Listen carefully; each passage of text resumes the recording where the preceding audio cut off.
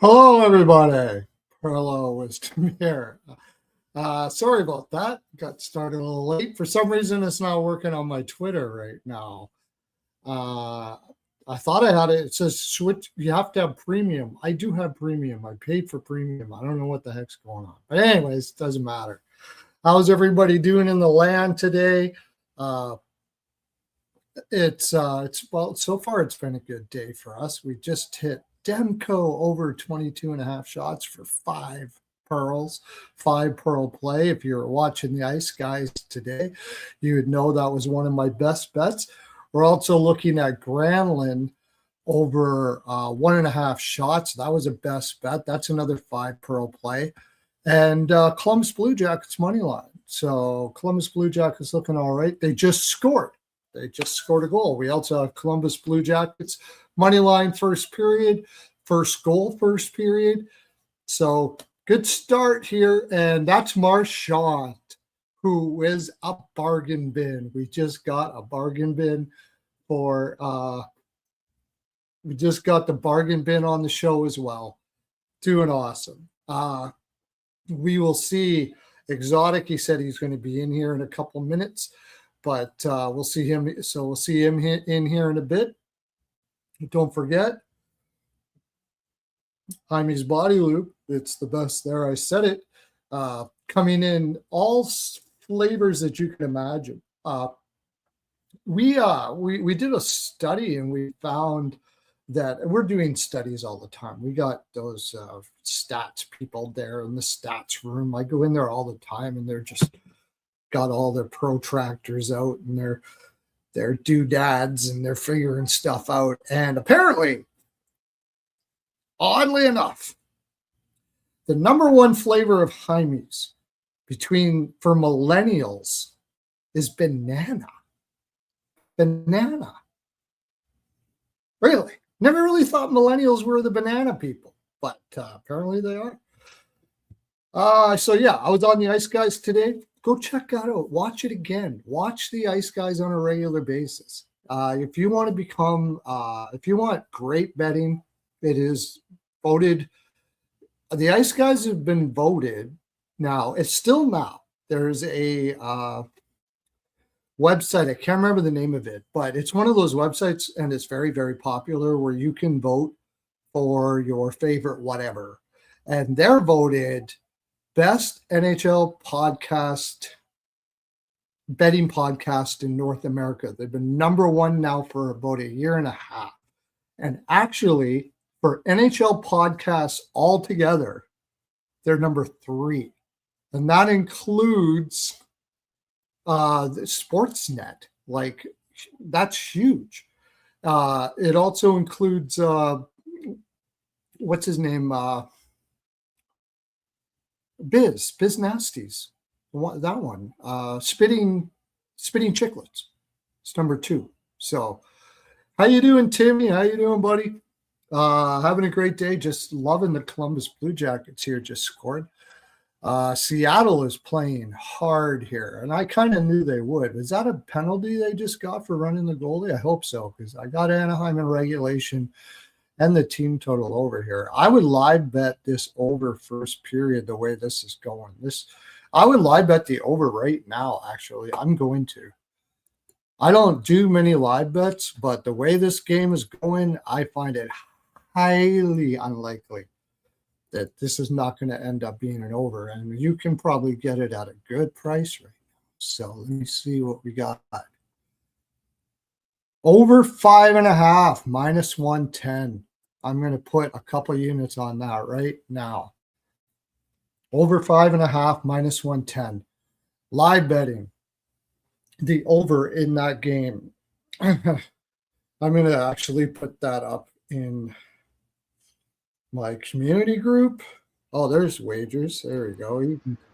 How you doing? Great. Good, man. How are you? Good. Did you watch the show today? I caught bits and pieces of it, but I didn't watch it the whole thing.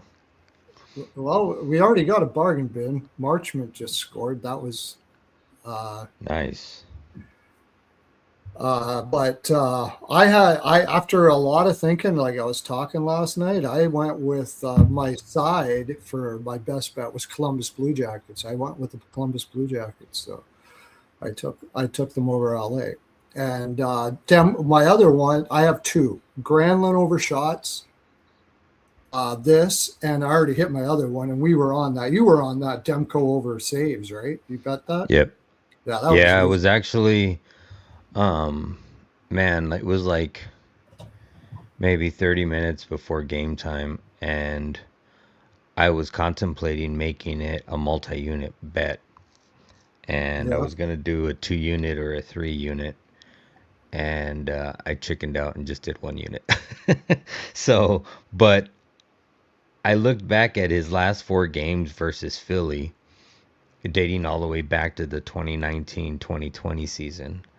And the 4 games he played them, he had 42 saves, well, 40 saves, 28 saves, 31 saves, and 32 saves. Yeah. So, um, and then just knowing that I had a feeling that Philly was going to come out just swinging. So I should have just took it. It would have been it was a no-brainer. I Did put did it cash five. in a second? You put 5 units on it? Yeah.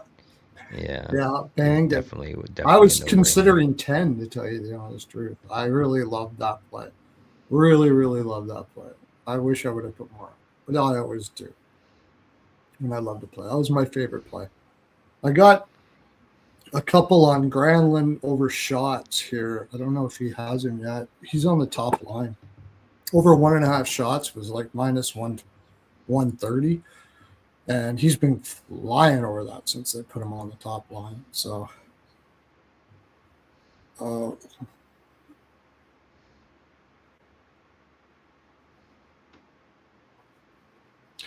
yeah. Uh, I thought he had one already, to tell you the honest truth. It must have hit the post or something, or I don't know. But no, he doesn't have one yet. But he'll get him. He'll get him. Lacombe. I have Lacombe over. I should tell everybody what I have in this game. I have Lacombe over shots. He's got one. I've got Truba over shots, parlayed with Seneca over shots. So I get both of those. They got one. I got McTavish for a goal. And we just live bet the over 5.5 on this game because this pace is just insane. I can't see this not going over 5.5. I've got over second period in this game. And I've got I saw, as you said, we have the Ducks in regulation, although Seattle's playing really well. Yeah. They're playing really well. Ducks in regulation and team total over. So, I mean, Anaheim is playing really well too. I think if it goes in this pace, we should be okay because Anaheim has been playing really well. But you knew Seattle was going to play hard today. Yeah. And I contemplated taking those stall saves.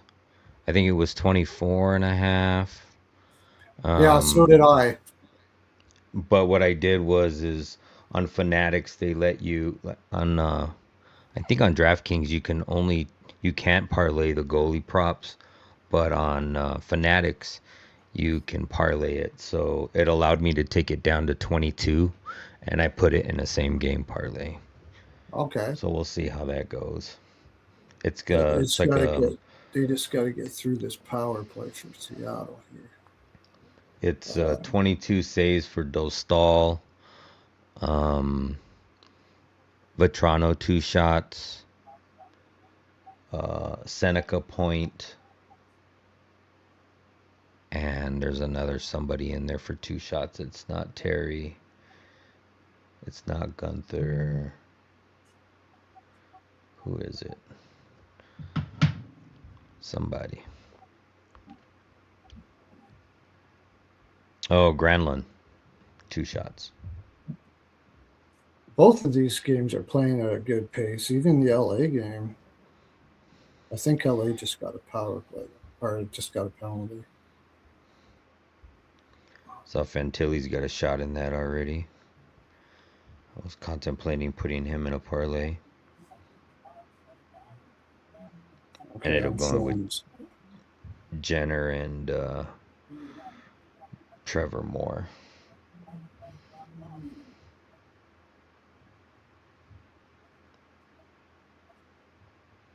Power play's over.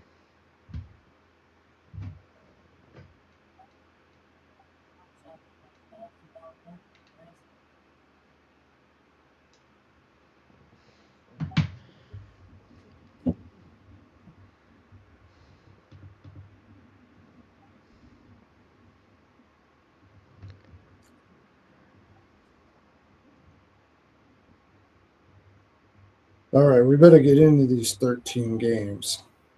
Is that what it is? I was gonna ask you if everybody's playing 13 tomorrow. games. So yeah, we better get into it.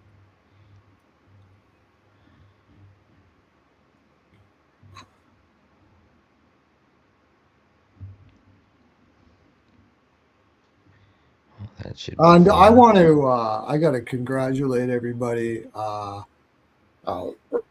all of the people who we had 28 likes on our last live, and that is a record, my friends. So everybody who liked that, hit that like button. And any new subscribers, we had 5 new subscribers last night. Thank you. Welcome to the land. You must be from like Israel or something, somewhere different than here, because everybody in this land is subscribed for sure. You are all getting early the 2026 Pearls of Wisdom necklace delivered to you by Melissa and Hernandez in the Pearlo copter, my friends. So they're heading out. They're busy. They are busy. I don't even know how they do it. They must sleep in the Pearlo copter or something like that. They're flying. Rich is in the land. How you doing, Rich? Welcome, welcome. Repulate. How do I scale units on my picks? That's difficult. That takes. I have a team of. I have a team of people that put all that together with their protractors and calculators and stuff. If you ever see my, if you ever see my actual full picks for a game, I got 0.1, 0.0 times pi divided by the circumference of Arizona, something like that. It's like, it's everything, man. So very difficult. But if you're just normal stuff, it depends. Like if I had a pick like Demko, I scale it where I try to restrain myself from not putting 10 units on it, which I did and only put 5. And then I hate myself for not putting 10. That's how I scale my picks. But how about you, Exotic? How do you do it? You're much more So simple. so I kind of scale my bets by what I like and what I love and what I Accountable. really like. So, like for a lot of the things, like there's a lot of things that I like, but I always start looking at like how, like I tell you about that every pick that I'm looking at is consists of a pie. And in that pie, you could have, a home and away split for a money line. You could have history. You could have current form. You could have who's goalies in net. You could have, there's so many different variables, three and four nights, everything to look at a certain bet. So, and it really just depends on how that pie adds up. Like if a lot of those pieces of pie are really good and you like it a lot, like a really good bet for me and a play I really like is 2 units. Like, and that's really high for me. Like every now and then I'll have a 3 unit, and a lot of people that have tailed me know that I may have 5 3 units in a year, maybe. I've had a 5 unit in the last 5 years. But for the most part, everything is anywhere between a quarter a unit and 2 units. But most I would say 80% of my plays are 1 unit. So that's kind of how I bet. But everybody bets different. Some people like taking a lot of shots on goals. I mean, a lot of goal props, and sprinkle a little bit here and there. So when I take a goal prop, I tend to put half a unit. So I tend to not take very many. So that's just kind of how I bet and the way I bet. Yeah. A good example is for me, I had Tampa Bay puck line second period today. So I had about 0.20 units on that. And unfortunately, I had the over 5.5 at 0.5, and I missed it. But because I had the puck line second and I had Lightning, uh, what did I have? Lightning second period, Lightning money line and over 4.5. I got it, but they were smaller units on each one of those. So I actually ended up only a little bit green on that game, but it's something I wouldn't have got if I would have just played my favorite bet on that. That's the way I bet, because I only bet hockey. I don't have money over at basketball or football or anything like that. So I've found that if you look at the highest probabilities of a game and you put a little bit on either one of those, sometimes it's 1 unit on the game, sometimes it's 2 split up, sometimes it's 5 if I really love it.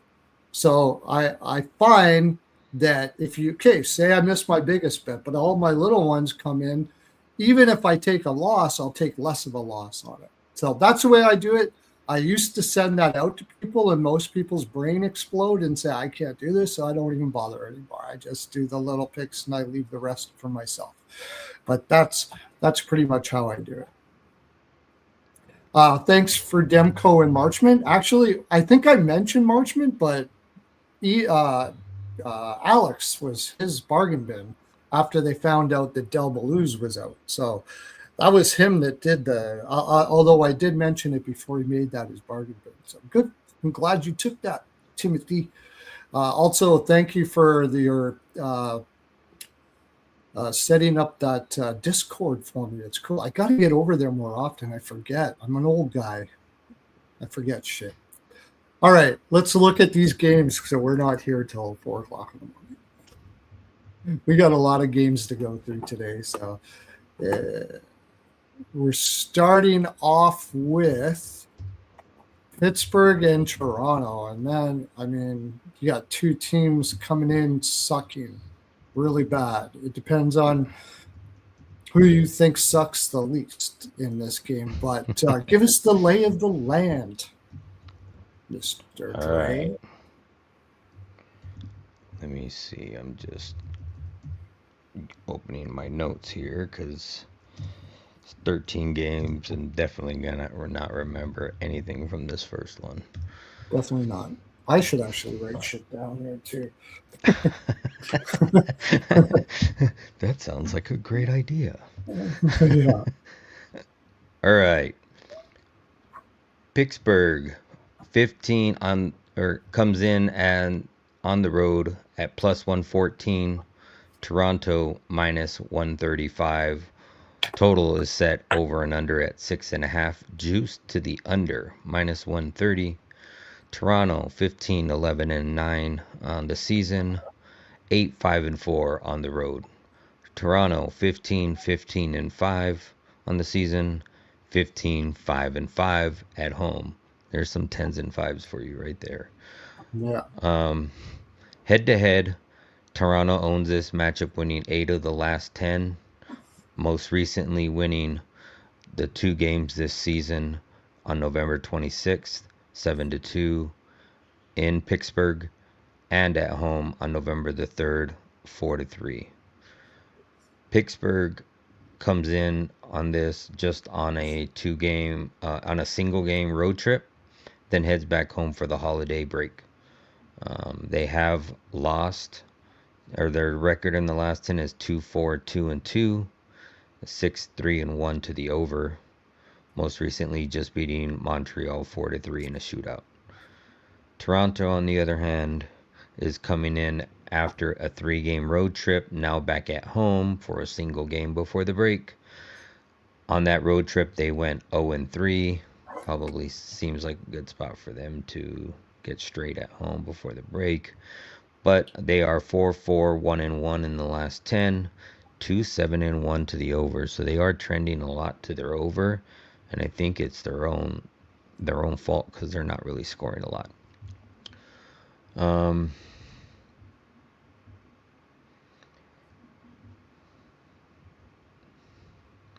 think that win for Pittsburgh most recently was pretty big, just with the whole Crosby thing. I know that they were at home and now they're going on the road for this single road trip.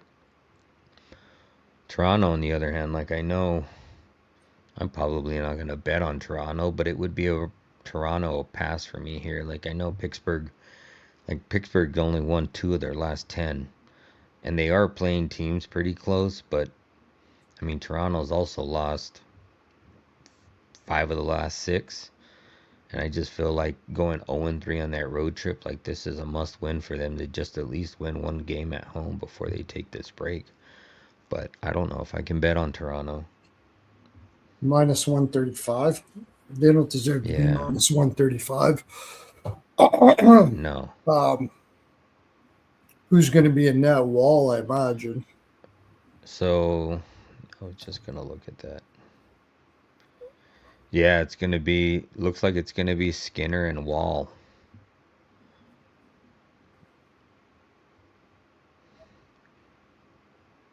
Bernicky and Kettles are going to be out for 2 defensemen for Pittsburgh. And no new injuries on Toronto. This is a tough one, isn't it? Yeah, it's like, man, to me, it's like I can Which only bet. ass do you want to choose between the two of them? Yeah. I think coming off that, like, I personally would rather take a team coming off of a win after a long losing streak. You know, they got a little bit of more mojo going here. But, you know, Toronto has the goaltending advantage with Wall. Right now, I'm not sure about Skinner. This might be a periods play. You got Toronto coming off of a. I don't trust Toronto at all. I literally, I think I trust Pittsburgh more. I really think there's some serious issues going on there in Toronto. Like, serious issues. There's coaching issues. I think there might be players issues. There might be a lot of things, and I think Matthews is playing hurt. I think that's one of the biggest problems.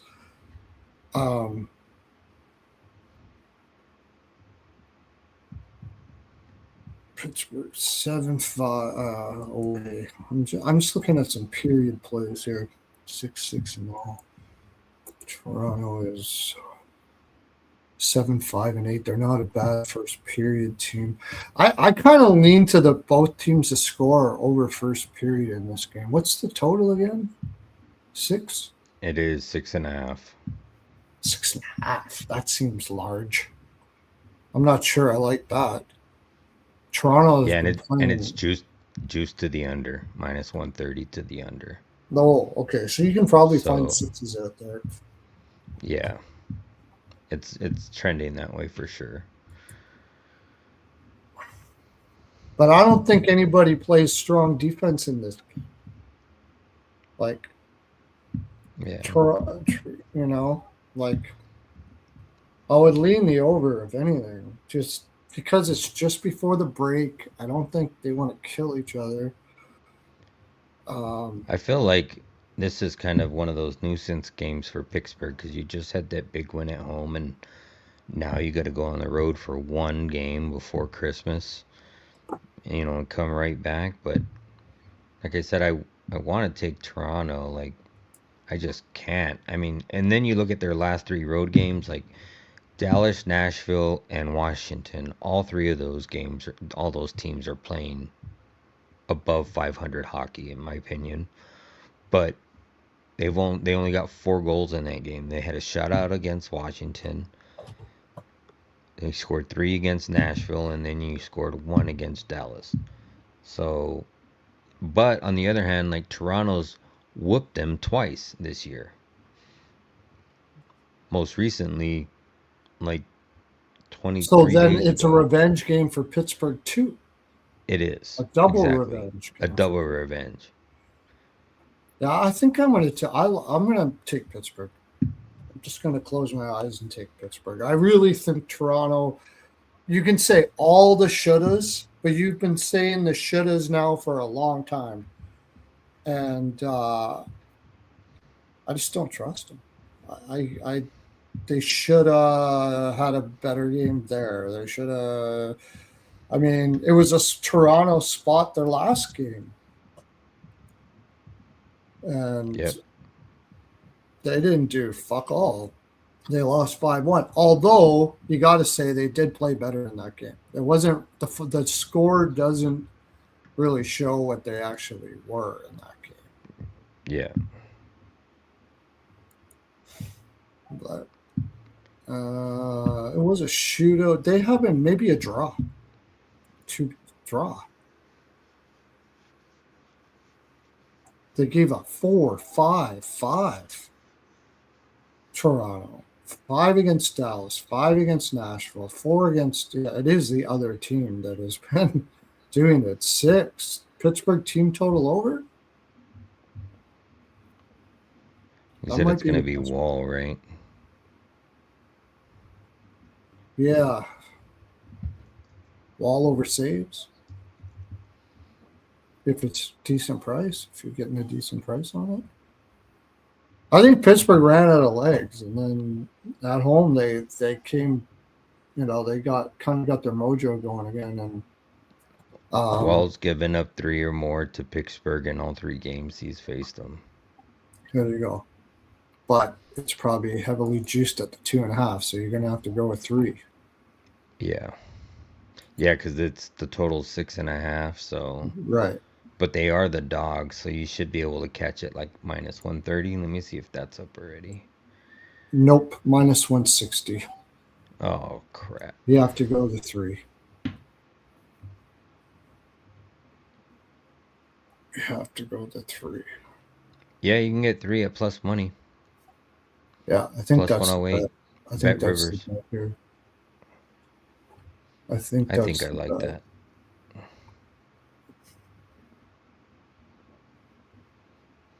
I kind of like both teams to score first period or over first period, but it's juice, so you might want to wait on that one.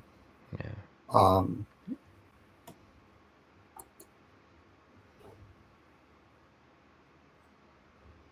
but I think I'm gonna go drawn dog a little bit.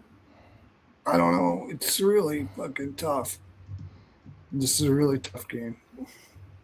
Yeah, because like as soon as it comes out of my mouth, I think I have that image of Pittsburgh just being ass until they played Montreal at home. On that, but I don't know. I think they just lost their energy in those games, and they went home. They played hard. They're gonna lay it out here. I trust Pittsburgh to drain the tank more than Toronto. I think Toronto's tank is pretty much already drained. When you got Nylander saying, "Oh, I've never felt this way before," where basically he has no confidence whatsoever, right? And so, what do we got in the chat? Anybody going to help us out here? Hold your nose and take Toronto first goal. We've got to play something.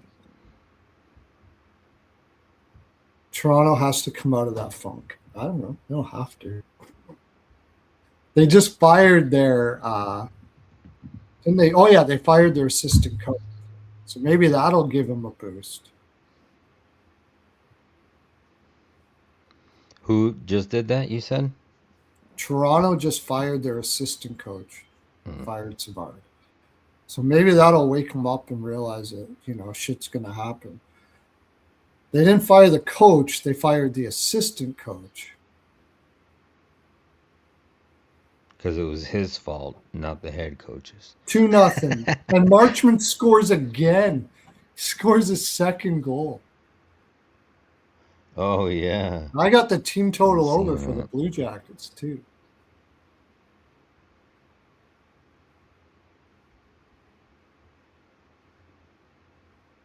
Then I had first period. I had everything. Everything Blue Jackets. Look at Scrub.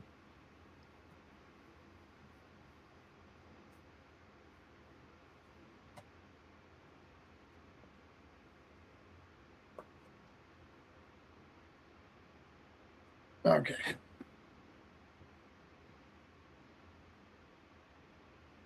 Good night, Hernandez. Make sure you shut the door, Hernandez. Okay. So we've kind of went back and forth on that game. I trust Pittsburgh. I don't know. I just trust them more. Probably a good live betting game, really, when it comes right down to it, right? This is a good live betting game. If you see Toronto actually have some balls here, like maybe they'll get spooked because they fired their assistant coach or something like that. But the way I see it with Toronto right now, I don't think they're going to get a boost off of this. I think they're going to be more depressed because of this than anything. I don't know how much they like Savard or didn't like Savard or whatever, but I that's what I like, think.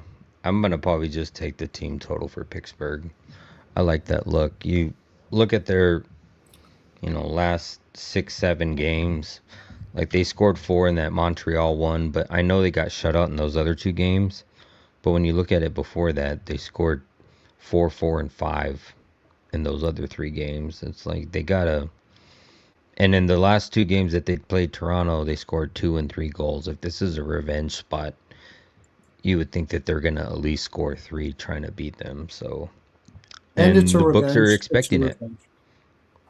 And the books are Yeah. respecting. I mean, respecting it. They think there's going to be goals in this game. So why not take the team that's scoring more often? Which is, I know Pittsburgh had 2 shutouts, but I would say they're producing more offense than Toronto is by a far margin.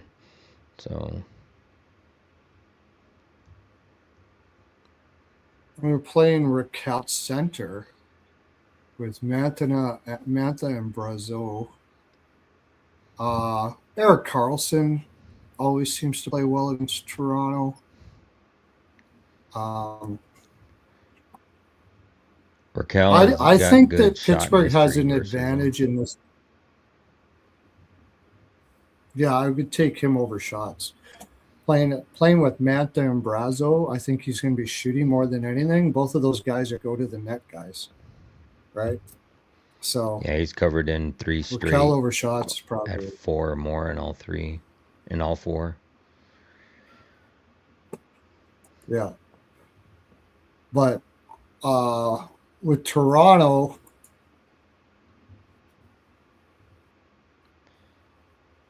Matthews had 4 shots on goal in both of the first games, but he's only covered that once in his last 5 as of late.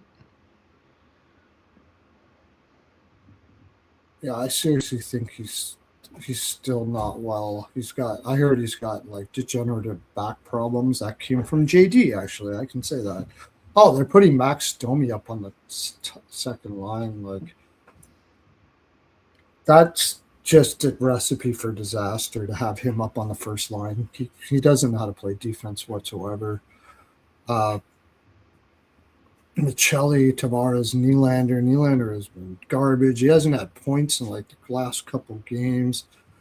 I know Ben Kendall's kind of fallen off a cliff, but he had 13 shots on goal in the 2 games total in the first 2 games this season. He had a 7 spot and a 5 spot.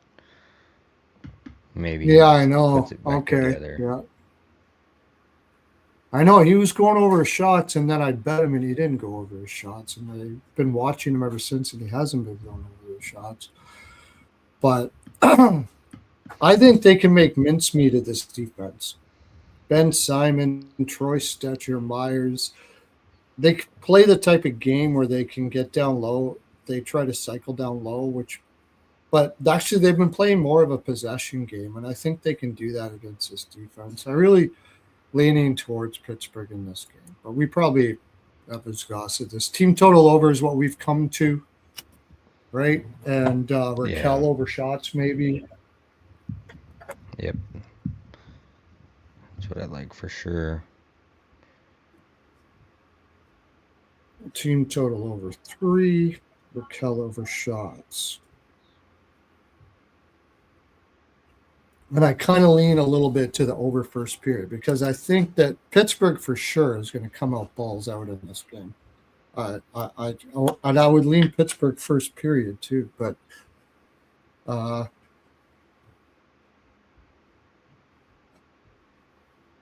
yeah, before those 2 shutouts. So I think they get their mojo back here against Toronto. All right, let's go to the next game.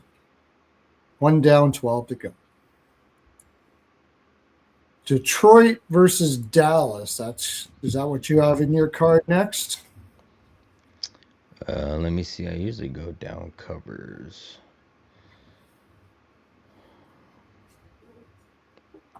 Yep, Dallas and Detroit. You are correct. All right, give us the lay of the land, my friend. Also, too, just heads up, everybody. I don't know if you guys noticed this, but games start at 4 p.m. Eastern tomorrow, not 5. Yes. So, hour earlier than normal.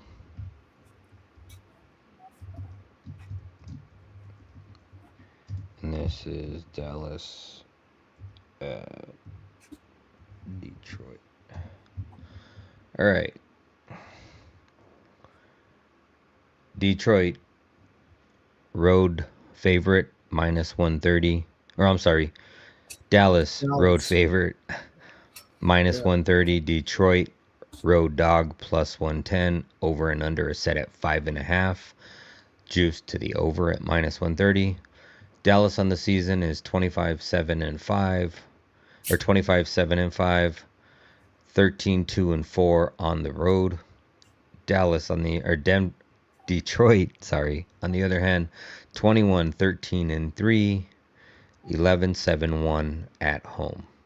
In the last 10 matchups, Dallas has won 8 of the last 10. They have not played this season, but Detroit did win the last game of the season last year, 6-4 at home. Dallas, on the other hand, is coming in 8-2 of their last 10. They recently beat Toronto at home, winning 4 straight and winning 8 of the last 10. Detroit, on the other hand, is 7-2-0-1 in the last 10. Most recently beating Washington in overtime 3-2 at home. And also, this is for everybody, but this is the last game before the break before Christmas.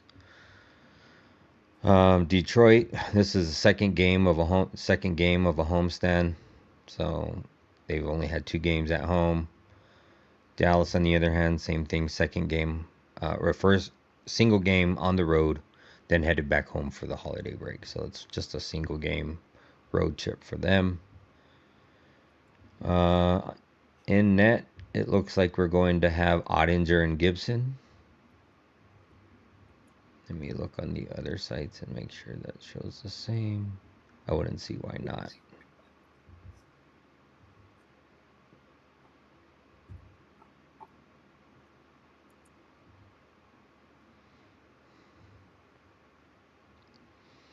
Yeah, Ottinger and Gibson are shown on all 3 sites. Interesting that they're going to Gibson. Gibson has been playing better as of late, for sure. He's been playing really well. They just beat Washington back to back. Yeah, it's a whole lot of one thing. If you're going series history, you got to look to the over here, and I think that's what I like here. You can get 5.5 and minus 135. I think I like the over here. Uh, I don't think this is going to be a grindy game by any stretch. Again, just before the break, like nobody wants to get hurt. There's sixes. I'd even back that a little bit. Detroit has kind of been leaning to the undercourt a little bit, though, haven't they? Yeah, a lot of unders there. A lot of Mm-hmm. unders. Uh, they lost 4-1 to Edmonton on the road. These were tough spots. They beat Chicago. That was a really tough spot against New York, and that could have easily have been an over that game. I remember that game. Uh, then a really bad spot with Utah where I had Utah in that game. But as soon as they got their legs back, they beat Washington 5-2, and then they played a grindy game against Detroit, where Dallas has been an over team the last, a six. If it's a 5.5, 5 goals, 8 goals, 5 goals, 4 goals. But I'll tell you what, I have been betting. The reason why I took Detroit to make the playoffs this year is because I thought they were going to surprise a lot of teams this year. Not necessarily because I think that the team itself is great, but that that the team itself is great, but that I love the coach, and they're going to out energy teams like Montreal did last year, and I think they're going to do that here. This feels like a flat spot for Dallas. You're going to you just finished. They just beat Toronto too, right? It's 5-1. You're coming in fat. You got to go on all the way over to Detroit from Dallas, play a game, and go all the way home again. I'm taking Detroit. What do you think? Um, I really don't lean a spot here. I like Um, the over. I mean, I understand Detroit just being plus 110 because they are at home. I think they should be favored by, I mean, be a dog by a little more, but I understand it because they're at home. So if they weren't at home, they'd probably be minus, plus 120 or something like that, plus 115. But I do lean the over. I do like that. I could see that happening for sure, especially, going into the break. Like you said, it's not going to be a grindy game. I see a lot of back and forth here. Um, yeah, I just think I lean the over. I'm not too settled on a side yet, but um, I'll ponder on it and see where I get by tomorrow. That's why. Also, Detroit, Dallas is not a very good first period team. I definitely like Detroit first period. Pretty positive of that. Let me see what their record is at first period at homes. I think it's pretty good, and I definitely could see like Dallas getting off the plane. Got to get the legs moving against a Detroit team that really doesn't matter. They're already way ahead in the standings. Uh, oh no. Oh no. I can't do that. Detroit's 2-9-8 first periods at home. I gotta turn it uh, around sometime. and Dallas is 7-3-9 on the road. So that sort of leads me to both teams to score first period. Detroit comes up first, comes out strong. I don't know. Maybe it's the opposite. Maybe I should be looking to the under first period here. Man, when you look back at the last 10 head to head, it's to the over, but it's only to the fact that it's to the over because of Dallas. Like, Yeah. and most of those wins, like they're scoring 5, 6, 4 goals. It's in most of them. Yeah, So I it's just know. the over. Because I think, it's like if Dallas is going to continue to score, I expect Detroit to not score. I know they're playing Ottinger, but I think they can get two or three on them. And I think that's going to lead to an over. Yeah, I think the over is the best player, especially since you can get 5.5s. There's places you can get 5.5s right now. DK, I believe, has this. It's a minus. It's juiced, but if you don't mind paying the juice, -135 at DK right now for over 5.5. I like that, but I do lean Detroit here. I just think they're getting. They're on. I like the cut of their jibber. I like the way they're motoring right now, and I do like Dallas too. I mean, Dallas is a great team, and it's hard to take Detroit because of how good of a team Dallas is. But if there was ever a spot where Detroit's going to beat Dallas, this is the one. Like coming off of a win against Toronto, you're way ahead in the standings as it is. You got Christmas coming up. You're on the road, then you're going home, and Detroit's already home waiting for you. They need it more than you do. And this is a team, and this is another reason why I took Detroit to make the playoffs this year. Was this is a team that was in a real prove it mode. You had like last year, Larkin really got pissed that they didn't add at the deadline, to the point where even Stevie Eisman had to say something about it publicly. And you could be sure as shit a good coach like McClellan was saying, you guys want to get out at the deadline, you got to be closer. You got to play. You got to win in these spots, you know. And so I just think Detroit's going to be more motivated here. I haven't. I can't take them that first period, even though I want to, because they're not a good first period team. Maybe second period money line.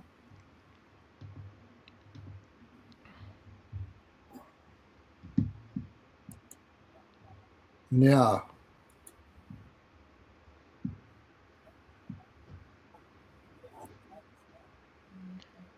Just got the second period kicking off in this Anaheim game. yeah. They need to kick ass here. I got Anaheim puck line second period and a live bet on the over 5.5. We need goals from Anaheim right now. Yeah. I like the way they're shooting here now. Let's go. Oh, off the post. This is what I want to see. This is what I want to see. Anaheim plays like this for the rest of the game. They're going to win this game. Did you see the two goals they almost had in the first period? One was sitting right at the post Yeah. and they couldn't fucking push it in. The Yeah. other one was like bouncing around. I'm like, it should be Seattle 2-0 looks like they're already. losing their legs a little bit too. So I think we'll see some Anaheim shit going on here now.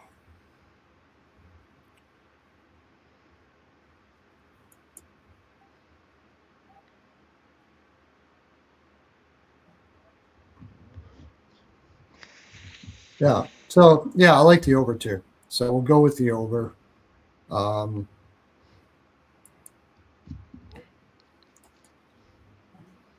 just going to see the second period over. I like the context of the second period over. Oh, yeah, there we go. There we go.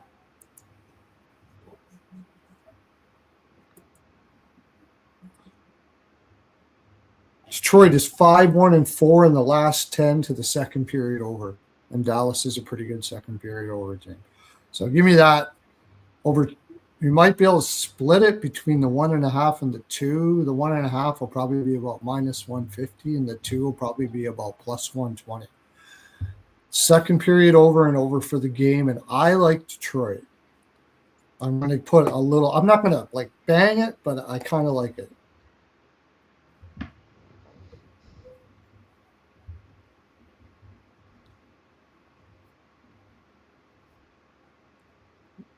Yeah. So let's go to the next game. I think we got it there. I mean, props.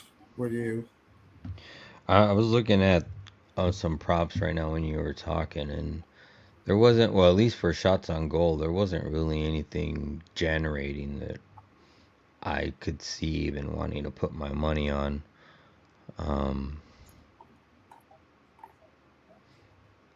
Yeah.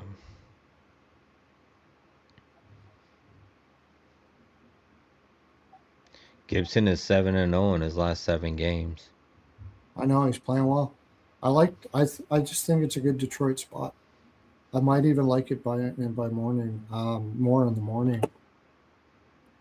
Just like I did Columbus today, so be watching out for that.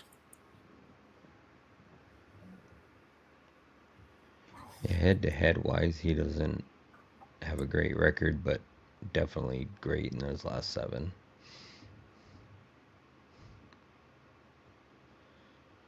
Before those 7, he had given up 5 goals in 3 straight.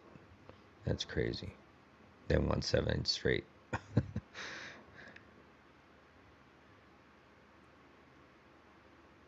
Yeah, I think it took him a while to get used to playing with that defense. If you're going to take Dallas, just take Robertson for a goal. He'll probably score. It doesn't seem to matter what the game or what the situation is. He scores. John Leonard. 2 goals in 4 games. He had 19 goals in 20 games in the AHL. I looked it up on, like, I like to look at some stories on YouTube. Apparently, like, when he was in Anaheim, his skating was an issue, and he admitted that he didn't think he worked hard enough on his skating. So this past summer, he went to, like, uh, that girl that was, I don't know, she's not the assistant coach of Seattle anymore, right? She's not there anymore. She was assistant coach of Seattle. She's not there no Um, more? I thought she still was. She anyways, ran the defense, right, in the power play? I don't I know if mean she the is or PK? not. I don't want to say she. Yeah, like she's one of the best skating coaches in the world. She's incredible, and he went and ponied up and worked on it, and it looks like he's good now, and he's just flying. So take Leonard for a goal. I'm waiting for his shot props to come up. Um, you know, the usual stuff. Like I always parlay Raymond and Larkin and stuff like that. Sider's flying right now to take him over shots, uh, stuff like that. So I may She's consider there. Audie over saves. She's there. She's on the What's bench. that? She's The there? girl Okay. for yeah. They kept her there. That's good. I only Yeah. know because I mean, she it's such an always wears advantage that to have a white top. coach like that because, yeah, it's such an advantage to have a coach like that because you can draft guys that are weak at skating. And a lot of guys fall down because of their skating. So you can draft them, and then like she is just like a skating whisperer. Apparently, man, she changes. This Leonard guy looks good out there now.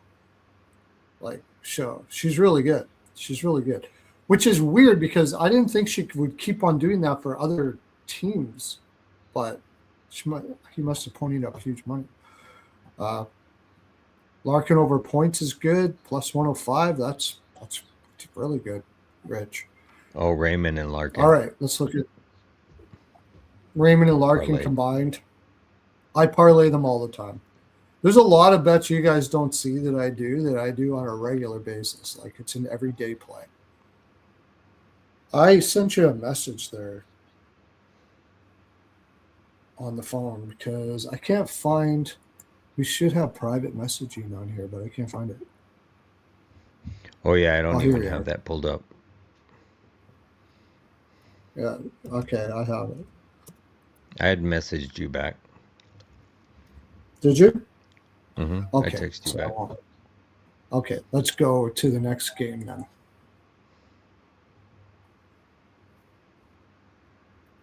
Florida versus Carolina next, right? Seattle scored. Seattle. Yeah, Seattle just scored. That's not good. I was afraid of this one because Carmine Bianco had Seattle to win this game. But it's good for the over 5.5 that I bet live, so that's good.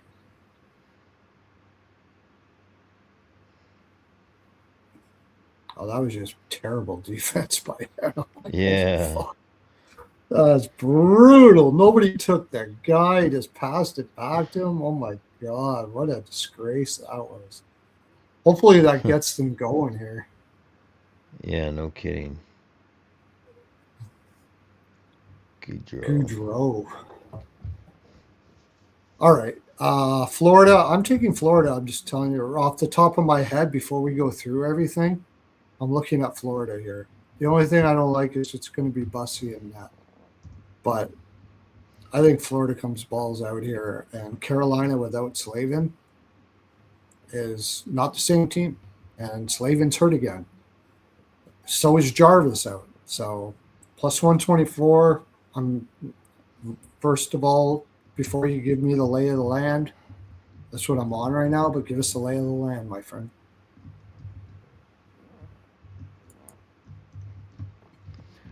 All right. Florida road dog plus 124. Carolina at home minus 148. Florida on the year is 19-4-2, 7-7 on the road. Carolina on the other hand 22-10-3, 11-5-1 at home. Head to head, Florida's won 7 of the last 10. Most recently winning a game 3 days ago, 4-3 in a shootout in Florida. Florida is 7-2-1 in the last 10. Most recently losing the game at home to St. Louis 2-6. They are on a single road game and then head back home for the holiday break. Carolina, on the other hand, has 6-3-1 in the last 10, losing back-to-back games and 2 of 3 on the road. And yeah, It's a revenge game for Carolina, too. Correct. That's the tough part. It's a revenge. That and Bussy. Bussy is big. Yeah, Bussy is big. Bussy over saves, probably, for sure. Depending on what Florida the number put up is. 40. It's going to probably be high. Florida put up 41 shots in that game a couple days ago. Yeah, that was at home, but Mm-hmm. Yeah, Carolina plays a little bit better defense at home, but Carolina's tough to beat at home too. yeah. All the lines are the same. Rodriguez over shots is pretty much an insta bet. I ladder it up. It's another thing I'll do. I'll play juice if it's like minus 190 or something like that, and I'll split it with the ladder if it's really good.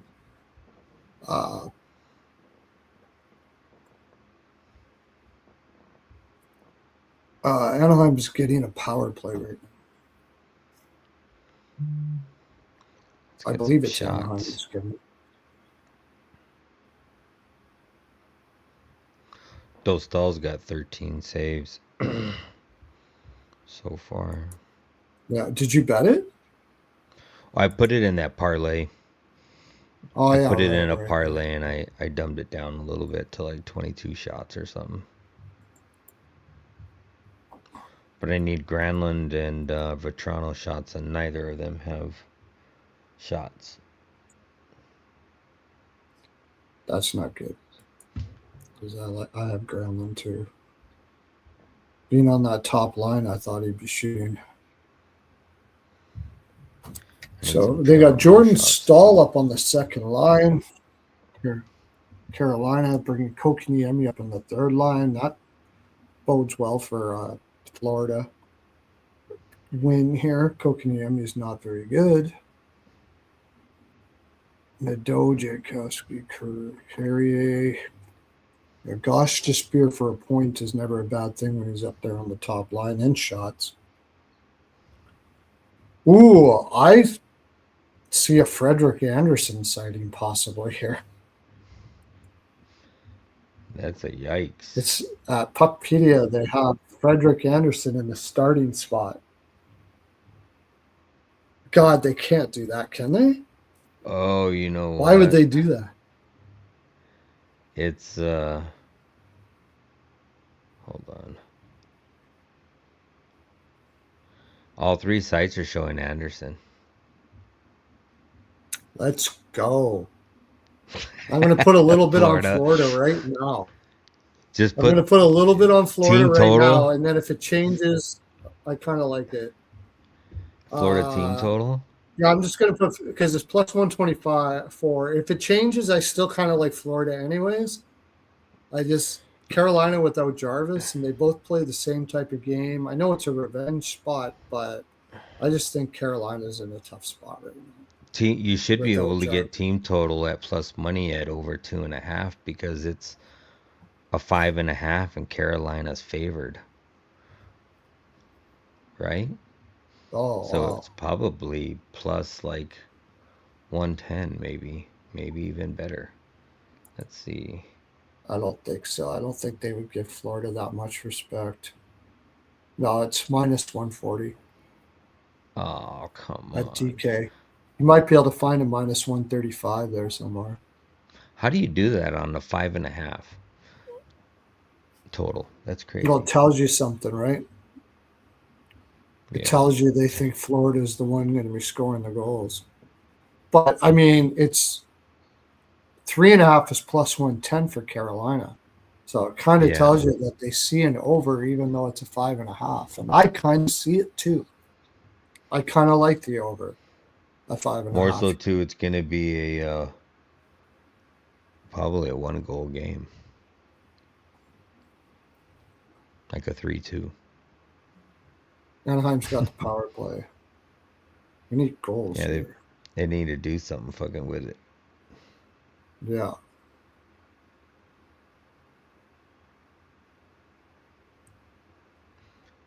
Get your boy Mason McTavish taking the Yeah. circle. Give it to Granlund. Oh. Oh man, that was Is so that close. Grubauer in net or Decord? I'm pretty. I don't know. I thought it was going to be Grubauer. I thought so too.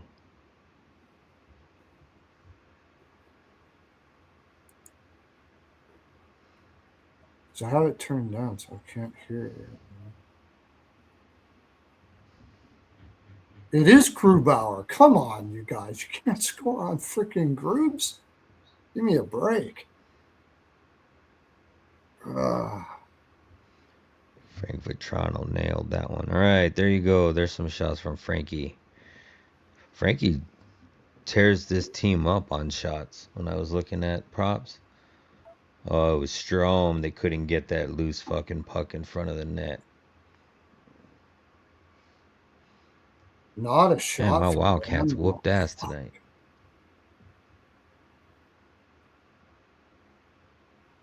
You got to score one here, man. Got to score one here. Seattle's got a terrible PK.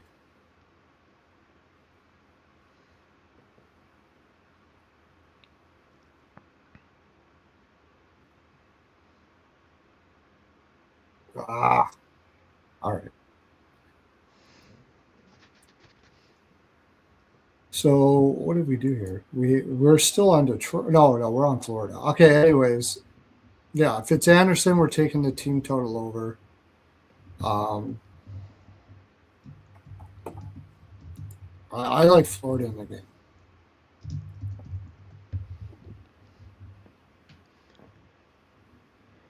Yeah, I like Florida. I like the over. And I like the over. Yeah. It's 5.5. From what I understand, Ian is saying like the game before the break, he's going to talk about it tomorrow. He's got like all these stats about the game before the Christmas break about overs, and more than likely that means that it's going to be a lot of overs. Fucking Gruber, Jesus. They're going to go. They're going to start going in here, man. They're going to. There's no way Grubauer is going to freaking shut this shit down. Come on. Oh, that was close. Oh yeah, that was really close.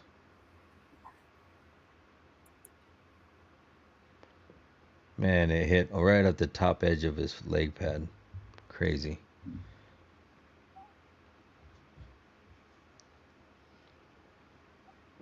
Oh, we got a little bit of a brawl over there in LA. Verhage hasn't been getting his shots as of late. Lundell has. Lundell's good. Uh, this is this a yeah? Carolina 5.5. lost to Florida and they lost in the playoffs, so this is almost like a double revenge for them. Like they're going to be shooting a lot. Carolina here too, so Bobrovsky oversaves is probably a good one too. Oh yeah, that's Both probably a goaltenders good over. one. I'm not taking Anderson oversaves, Mm-mm. but even though we like the over,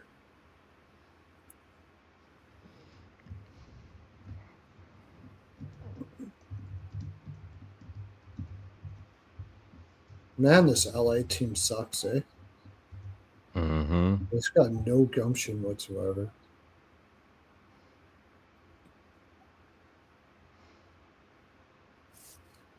Okay, so that's what I got on that. Um, yeah, look at props later. We got to get to the next game. You got that written down? We both Yep. agreed on that one. New York Islanders versus the Devils. The Devils who have everybody back here. Minus 130 though. What did they deserve to get minus 130? Although I think I see you kind of see the reason why the Islanders are really beat up right now. But what's the lay of the land, my friend? New Jersey minus 130 on the road. Islanders plus 110 at home. New Jersey is 20-15-1 on the season, 10-8 away on the road. Isles are 19-13-4, 10-7-2 at home. Head to head, the Isles have won 6 of the last 10, most recently winning the one game that they've played this season in New Jersey 3-2 in overtime. New Jersey, on the other hand, is 4-6 in the last 10, most recently beating Buffalo, or losing to Buffalo 1-3 on the 21st. They've also on 4-6 in Mhm. their last 10. Isles, on the other hand, are 6-3, 0-1 in the last 10, 3-7 to the under, and on a 3-game losing streak. So that means that they won. So they won 3, lost 1, won 3, and now lost 3 in a row. Most recently losing to Buffalo on the road 2-3 in a shootout.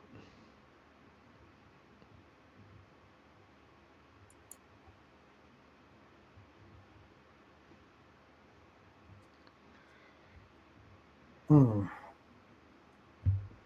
It's kind of hard to stomach that minus 130, but you know it's going to take a couple games for those recent injury returns to kind of get back into the rhythm of the game. I mean, I could see it in this one, but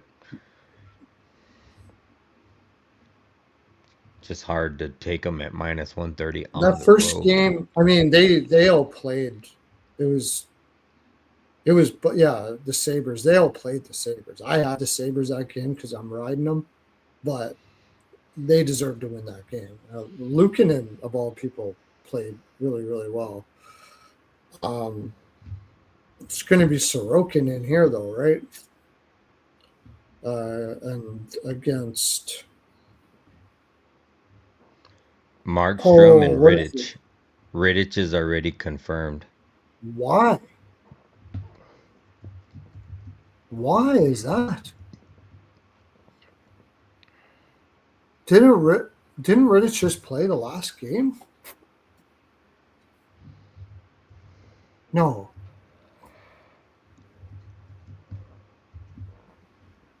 That's why it's 130. that's why I got to take New Jersey here. I have to.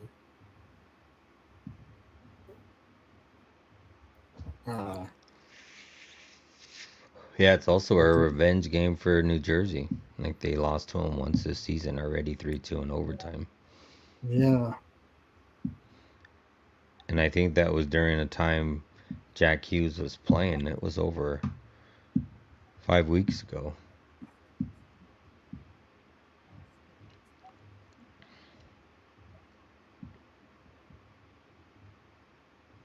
Yeah, season Hughes played series. in that game. Hughes played in that game, and he had 11 shots on goal. Yeah. Probably take him over shots again, I would say. Yeah. 3-1-2. Meyer had 5 shots on goal, and Luke Hughes had 4 shots on goal. That was the majority of the team. Nisher had 3. Islanders are 3 losses in a row. Is Horvat still out? Yeah. And Palmieri? Horvat. Oh, Sorokin is out. He is not sitting. He's It hurt. says he has a small nagging issue and will be sidelined through the holiday for a rest. Wow. That's why he's not in. But his estimated date of return is the 27th. Knowing How do you, Keith would be stupid enough to put Markstrom in here. That's really the problem. Although yeah, and it Markstrom had says a good game, Markstrom. he had a good game his last game. All the sites are showing Markstrom. New Jersey hasn't been scoring it, but like I said, they should have had probably about 5 against Buffalo.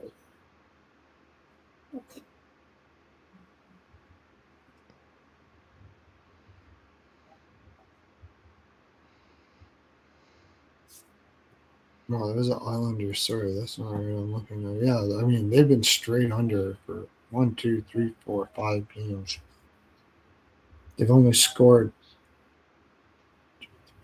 6 goals in the last 4 games. New Jersey. This feels like a breakout game for me. I think the Islanders get dummied here. Buffalo go home.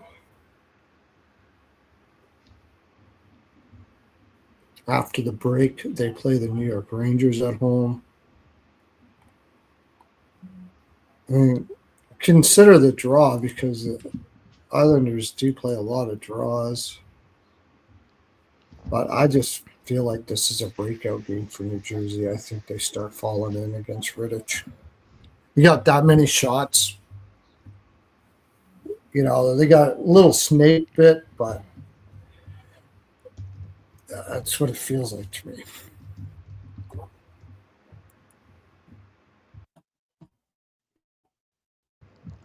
Yeah, for me, I like the draw, and I like Devils money line, and I like Hughes shots. Gonna be Huge three and a shots. Yeah. half more than Draw. likely. Maybe Devils -1 then. I like the draw. Or a little bit on Man, both. Money line and -1. That's what I did with Philly today. I did money line and -1. I got it. Anaheim scores. Fucking A. who scored? Please tell me I got a Seneke point out of that I somewhere. think it was Granlund. And Granlund is, yes, that's a bargain bin, and we got It our is. shot. That's a bargain bin, and we Oh, got he our got his shot. shots too? I don't know if we got both Nice. shots, but Yeah, it's it's one 2. shot. It's Yes, 2. 2 shots. Fucking A. I don't even care what the rest of the games are. I got 10 units on two picks. The rest of the games don't matter. I'm It was up a tip in. huge. And I got quite a bit on CBJ too, so it's So another now great. I need a Vetrano shot.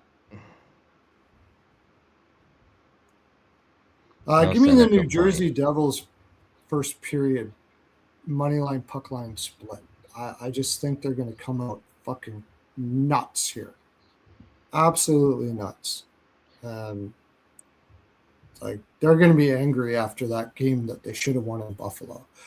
And if Keefe, even a hack coach like Keefe, can say to that game, build their confidence up and say, you know what, you guys played great. Keep on playing like that. I'm proud of you guys. You fought through these injuries and blah, blah, blah, blah, blah. New Jersey's just going to come out here. Take it. Take it. Yeah, I like Devils.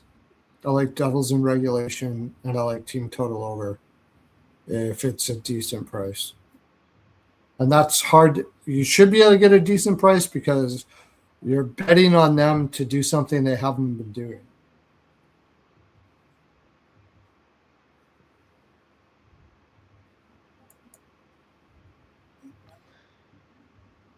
The only thing I'm a Jackie. little worried about is that Keith 2.5 is minus 175, so they're telling you something. It's a 5.5, isn't it? It's a 5.5, but the road team is Hmm. juiced to minus 175. I know they're a minus 130 favorite, but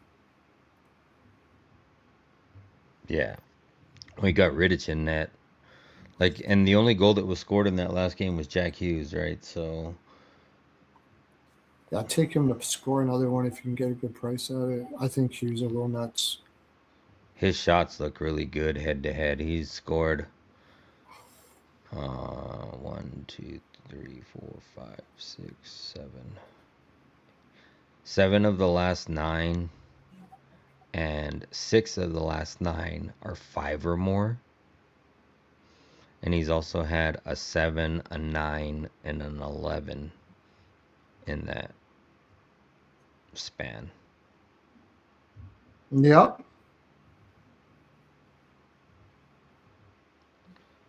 He does So shoot yeah, more take at him over home, but shots. He's just getting I in the like him for groove. He's going to be shots. shooting like crazy. The Islanders allow a lot of shots too, so to definitely take him over shots, no doubt about it. What's up, Mikey Glove Save? Mikey glove save.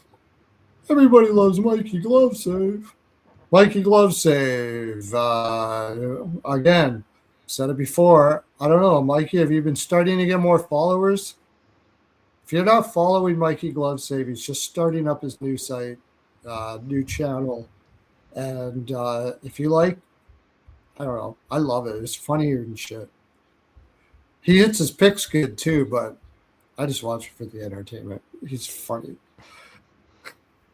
Mrs. Glove Save needed Mrs. Glove Save needed servicing. Oh yeah. Uh, so you had her all hymied up today. That's good, my friend. See, that's the other reason. There's no chafing in Mikey Glove Save's family. No chafing whatsoever. Full time supporter, yearly yearly subscriber to Hymes Body Lube. Yeah.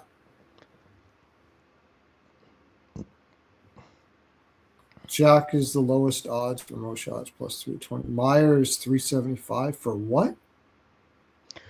Oh, it's for Oh, the most most shots in the shots. game. Most shots in the game. Oh yeah, I'll play both of those. I like that. It's not a bad idea. But anyways, I'm taking Devils. I'm getting like derailed here on what I was planning on looking at. I'll be right Uh, back. I'm gonna go grab something to drink. all right, you do that.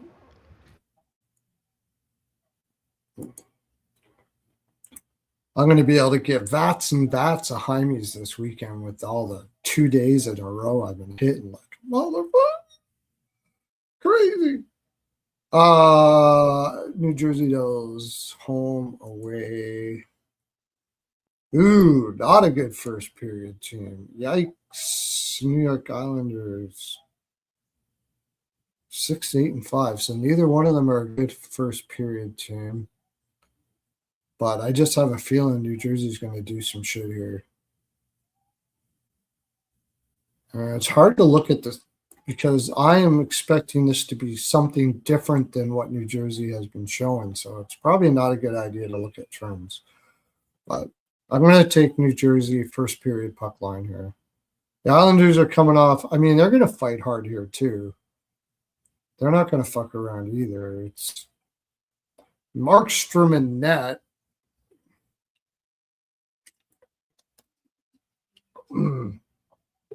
It's hard to take an over when neither one of them have been scoring for a long time, but I'm almost tempted to here.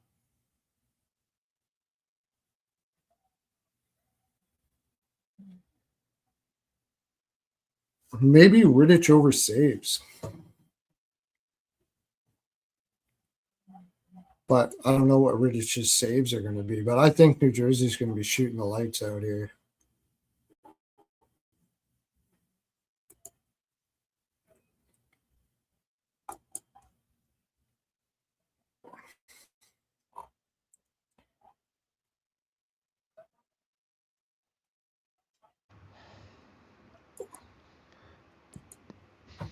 This might be one of those good spots for you take a Devils team total over shots on goal versus Rittich saves.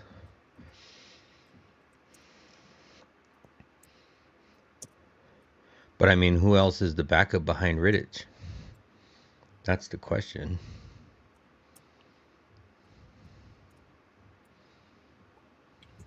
Yeah, they're not going to take him out, I don't think. That's what I was thinking here. Is I mean, even if they do light him up a bit, You got Hogberg I don't think and you got taking him out. Varlamov. Marcus Hogberg, yeah. I mean, they could take him out, I guess, because it's Christmas time, so they're like, fuck it. That's why I kind of like New Jersey team total over here. They haven't scored in a while. Like this, they got everybody together. They had a bazillion shots and didn't score on Luukkonen last time. Oh, But they how were did they all not kind of score right rusty. there? This is just a fucking spanking, dude. I think the Islanders are going to get dummied all the shit in this game. I seriously do. Team total over, puck line, money line in regulation. I really like New Jersey here, and I haven't said that in a long time. But I really like them. You got to figure too. All the Islanders players, they've been playing this whole time, so and they've had a really rough schedule all through this, all the way up to the break here. Now, Hughes and those guys, they've been off. They're coming in here with fresh legs, man. This is a pound spot for New Jersey. The minus 130, I totally agree with it. I like New Jersey. Just like yesterday, I said that after I was talking, I was like, maybe I'll take Columbus as my best bet. I might take New Jersey. Well, we got a lot of games to go through, but I like New Jersey here a lot. I think I'll take them. They're not a good first period team, so I'm going to take New Jersey puck line second period and New Jersey money line, New Jersey in regulation, and team total over 3. If you can get a price at it, it was minus 175. The 3 should be about minus 110 or 20, 15, something like that. I'll take it. What do you got? Minus 115 at Bet Rivers for a flat 3. Okay. What do you like? In this game, I like the draw. I like Devils money line and Hughes over 3.5 shots. Plus 121.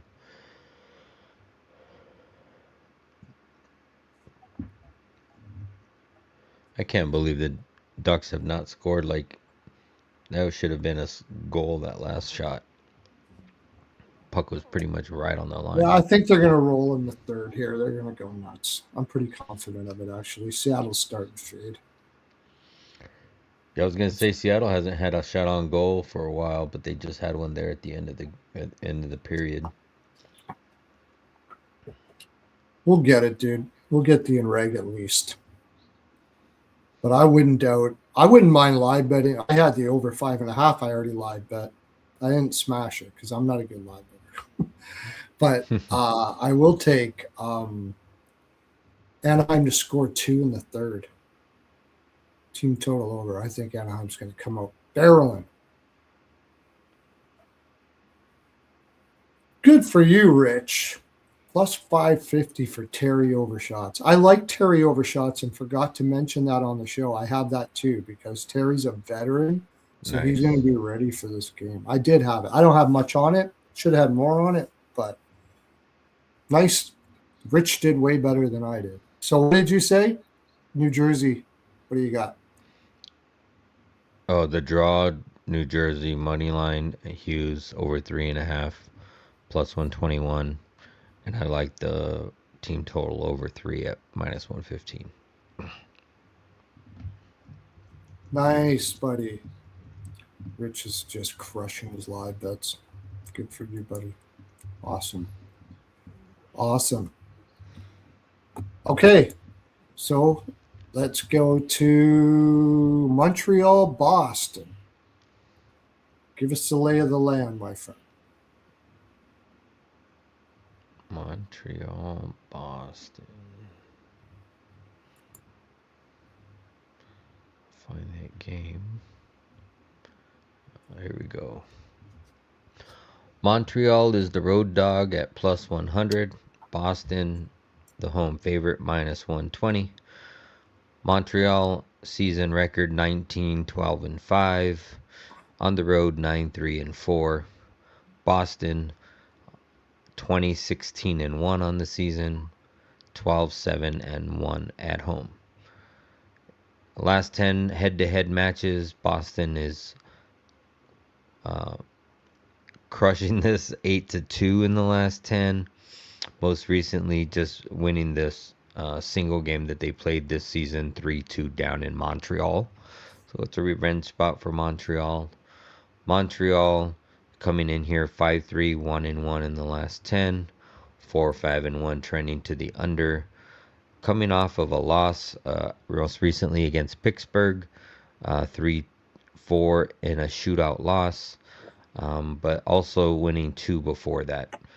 Boston, on the other hand, is at home. They've been at home for 4 straight games, so this is their 5th straight home game. They have won only one of those 4 home games. They are 5-4, 0-1 in the last 10, trending 7-3 to the over.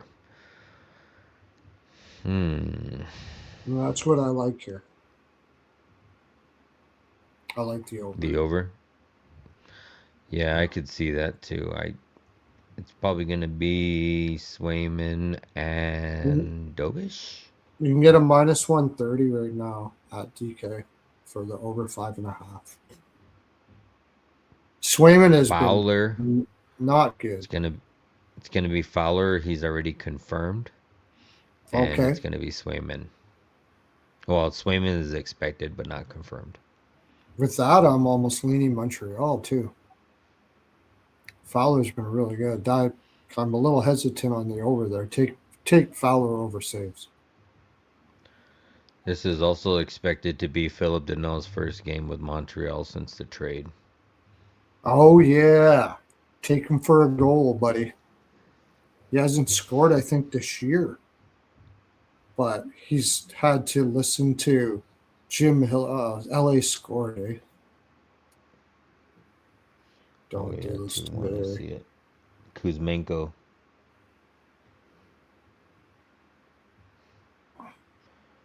"45 seconds left in the period." Yeah.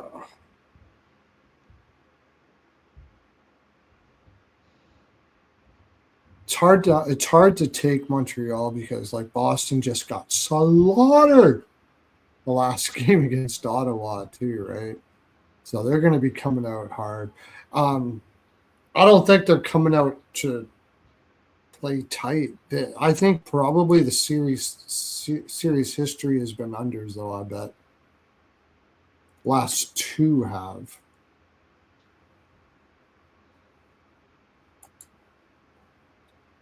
Boston's allowed 6-5-3, 5 to Vancouver, and those were Swayman starts. I think if Fowler is in, I just think you got the better goaltending matchup with Montreal. Fowler has been playing really well. Even the games where he did get kind of lit up a little bit. It was Dobish in the Pittsburgh game, right? He shut out Pittsburgh. Pittsburgh didn't play with shit, but and he only allowed 1 against Philadelphia. I like my best bet in this game is probably going to be Fowler over saves because they have been putting him at like 22.5. So if this is 22.5, Boston does shoot a lot. I believe. Yeah, they have been shooting a lot. Yeah.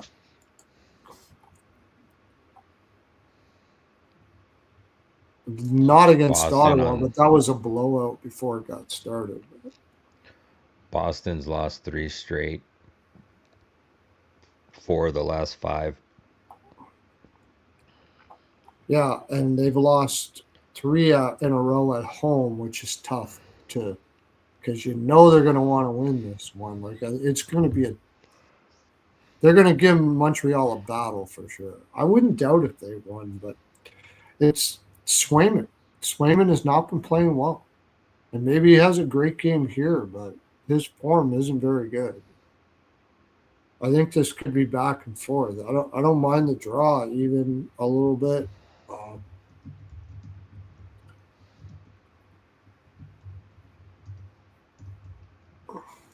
Montreal scored 4 against Chicago, Pittsburgh 4. They did get 3 in the loss. 4 against Edmonton, 4. Team total over for Montreal, maybe?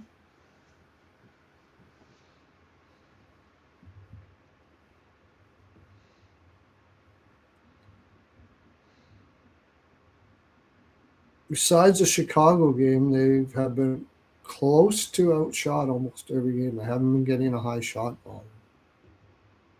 They're not that type of team.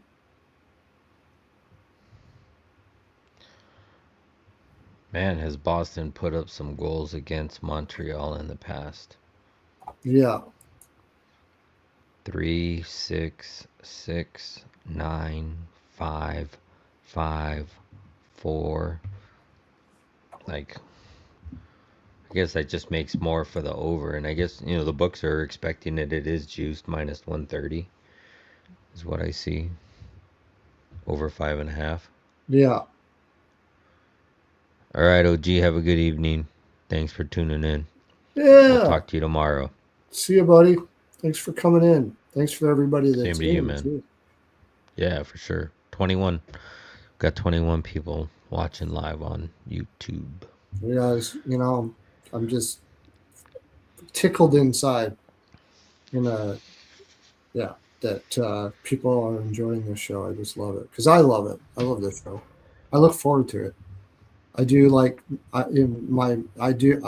visualize it in my nap before nap meditations before I put my nap cream on. I just visualize the show. It brings it brings frolic into the energy in the air. My relationship with my wife has gotten better actually too. It's still not good, but it's gotten better. I'm kidding. My wife and I get along really well. Don't. So yeah. So where we got to this? I like the over, and I think Boston's kind of in bad form, but I do think they're going to come out here. I think Montreal finishes this off. It's a revenge spot for Montreal too, right? Yeah, they just recently lost to them 3-2, I believe, a little over a month ago in Boston. So Or in in Boston, Montreal, sorry. In in Montreal. Montreal.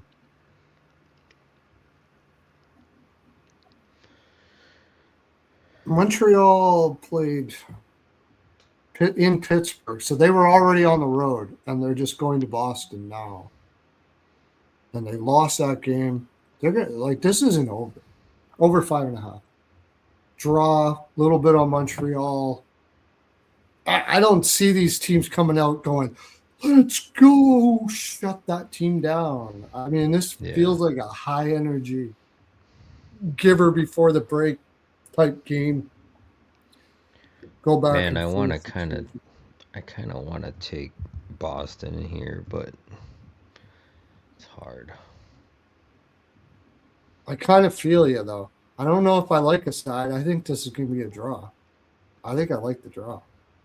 Swayman is 8-1-1 in the last 10 versus Montreal.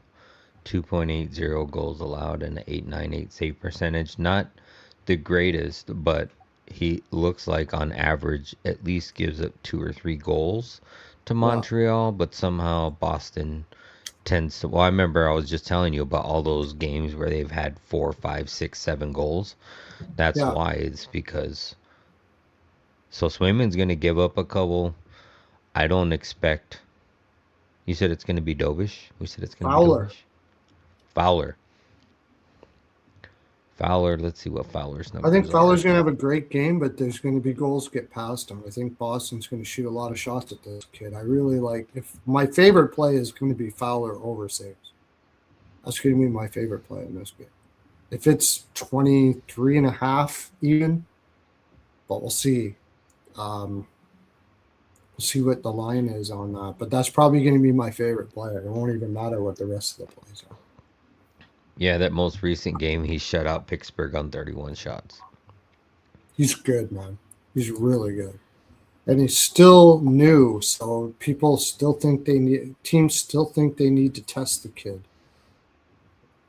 And it seems like the more shots he gets, the better he is. So that's why I like Montreal here. I just think this feels like a Fowler's going to. They don't have nobody has a book on him really yet either. And Boston doesn't really like. They're pretty straight ahead shoot type team. They're not really a get fancy in the offensive zone type team.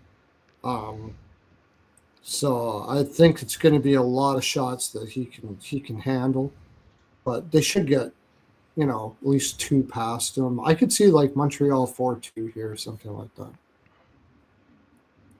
The thing that I like about Montreal in this game is that Boston's defense is not really like.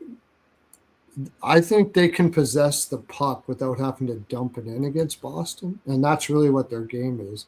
If they got to dump it in a lot, they're not as effective because they got small forwards up front, and Boston does have they got a good sized defense. That's what kind of worries me. Lindholm 6'4", Andrew Peak, who's really turned into a good defensive defenseman. Don't let that -10 fool you. Actually, don't let minus fool you too much, because plus minus has got to be the worst analytic that you can find. But they do have a big defense, which kind of worries me a bit. But I think they can. I think they can hold up at the blue line and get them going back and forth. And get some shots here. I'd probably look at Caulfield over shots. Oh, another one. Gallagher. I don't care if he's 4th line, 3rd line, or whatever. Against Boston, that guy shoots like a motherfucker. Take Gallagher over shots. And you can probably get that at a pretty good price.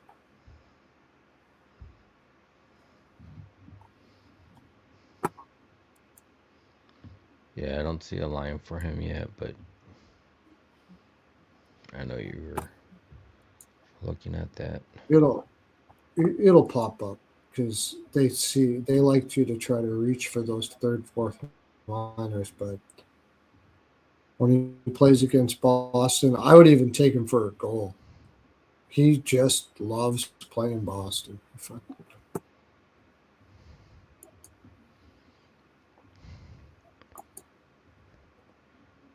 Zaka's been up and down covering his 1.5 line, but head to head he's covered this in 8 of the last 10 games.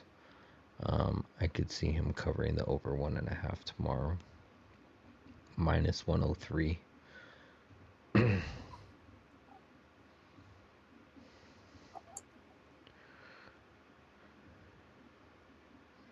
Caulfield, Suzuki, Slash. Geeky missed last game. Maybe you take him. Yeah, they got him down on the 4th line. Oh, they do. Oh, crap. Yeah. But I still I swear to God he'll get it, even on the 4th line. I don't know. It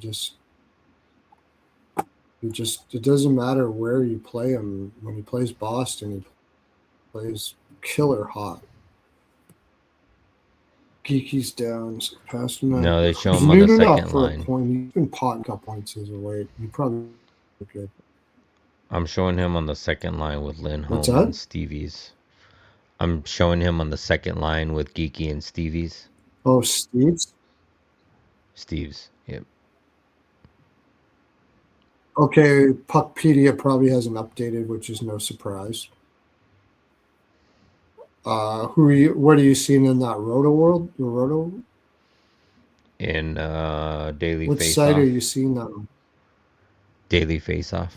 Oh, he's on Daily Faceoff. He's on Daily Faceoff. So what's the top line? Geeky, Lindholm, and Pasternak? They're loading it up or what? No, it's Middlestat, Zaka, and Pasternak. Wow. Wow.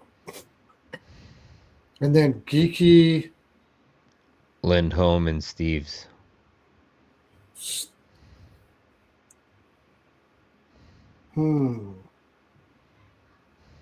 Steve second line. So that's going to be. So they're putting Zaka, Pasternak, and Middlestat. Right? So they're putting that second line as Steve's. Lindholm and Geeky.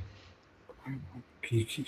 They're going to be using them as a shutdown line. By the way, Morgan Geeky is fantastic defensively. Doesn't get enough credit for how good he is as an overall player, which makes his goal scoring even more amazing.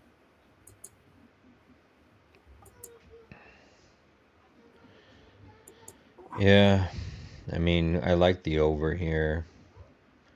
As far as props, I don't see too much right now at a playable line other than Zaka. I do like Zaka. We'll see if we get there by tomorrow. Mikey Isamot looks pretty good, but he's down playing on the fourth line now, so I probably wouldn't look at that. Noah Dobson is covered in 80% of his games versus Boston. I could probably see that one. He's covered 4 in the last 5 road games. 7 of the last 10 games.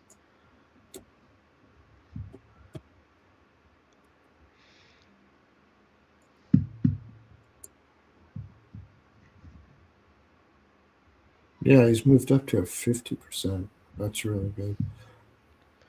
Boston is 4th in the league to giving up the most shots to forwards. Yeah. I would look at Middlestat over 1.5 shots, actually, if he's on that top line. You probably get a sneaky good price on that. And like Mikey Glove saved, not bad to take for a point at plus 150 if he's playing on that top line. Yeah. You just get one by accident, right? And Pasternak Zaka for combination parlay, of course, that's good. I kind of like Zaka over shots too if he's on the top line. He probably hasn't been getting them all the time because they've been playing him on the second line, but when he's on the top line, I think he hits it. Yeah. A lot of good props in that game, for sure. It's easier for him when all the defense is being drawn to Pasternak. Slavkovsky's been playing really good, so that's something to look at. Let's see Anaheim start crushing here. Come on.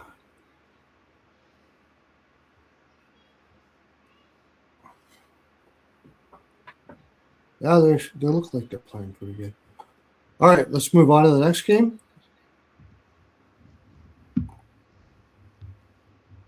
That's a yes? Yep. Okay.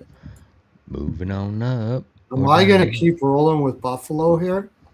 Am I going to keep on rolling with Buffalo? No, I'm not. Go ahead. Give us a lay of the land. Buffalo on the road as a dog plus 130, excuse me. Ottawa home favorite minus 155. Buffalo 17, 14, and 4 on the season, 6, 9, and 2 on the road. Ottawa 18, 13, and 4 on the season, 8, 6, and 2 at home. Head to head, Buffalo owns this matchup, winning 8 of the last 10. Most recently, winning the first game, the only game that they've played this season, 8-4 down in Buffalo. That was about a week into the season. Buffalo second game of a 2-game road trip as they would head home after this for the holiday break. Buffalo winning 6 straight, going 7-3 in the last 10, 4-6 to the under. Ottawa, single game homestand. They just came off the road, beating Boston 6-2, and then also winning 3 straight before that, going 6-4 in their last 10, trending 6-4 to the over in their last 10. Definitely can't take them at the minus 155. What gets me is, why does Buffalo own this matchup? And they're all very large wins. 8-4, 5-2, 3-2, 4-0, 5-1. They're multi-point wins. Why? Not only that, Buffalo has won the last 5 games versus Ottawa, all as a dog.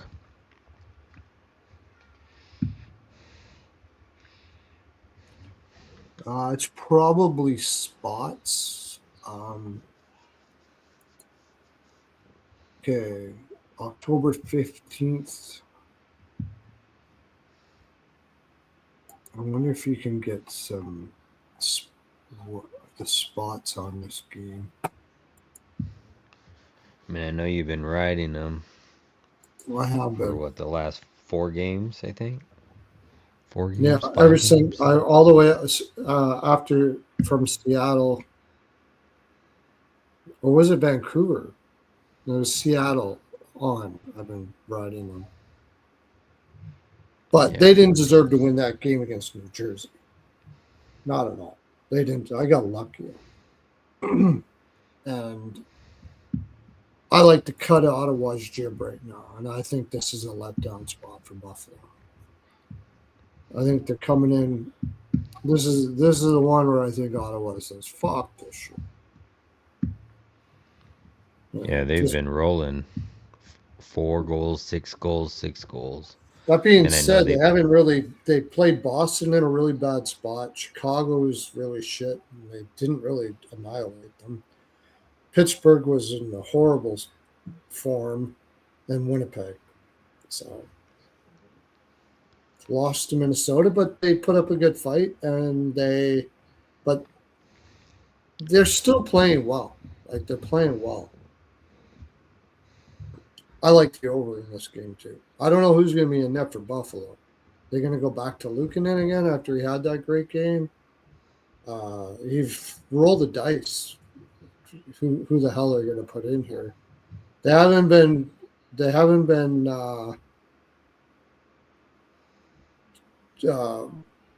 playing that Ellis kid. I don't know if they want to play him here. It's probably a spot where they might want to play a rookie. Last game before, but does the Lion have anything? Ottawa played Carolina, so it should be Allmark. Allmark has been playing better. Buffalo has been playing to the under the last 2, sort of 3. Buffalo has been playing better defensively for sure.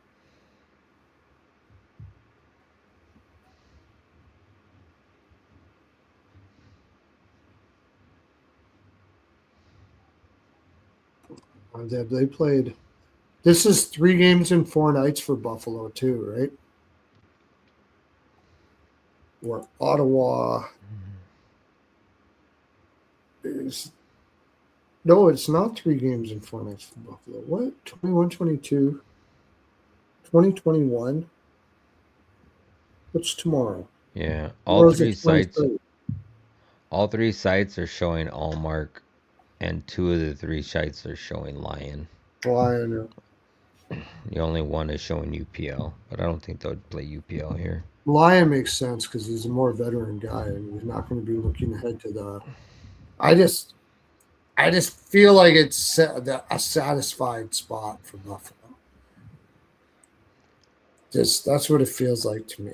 Like you've won a lot, and Ottawa has just got their. Ottawa's just got their mojo going here after a really kind of not good first. what do you call it, half or close to half of the season. They got their mojo going here, and I think they're going to keep rolling here. I think Ottawa wins this game. I know I've been riding Buffalo, but this is the one where I kind of circled where it's going to be tough for them. If Lions going to be a net, Ottawa is in trouble. That's interesting. Real deal. Primer. Why is that? Why do you say that? That would be interesting.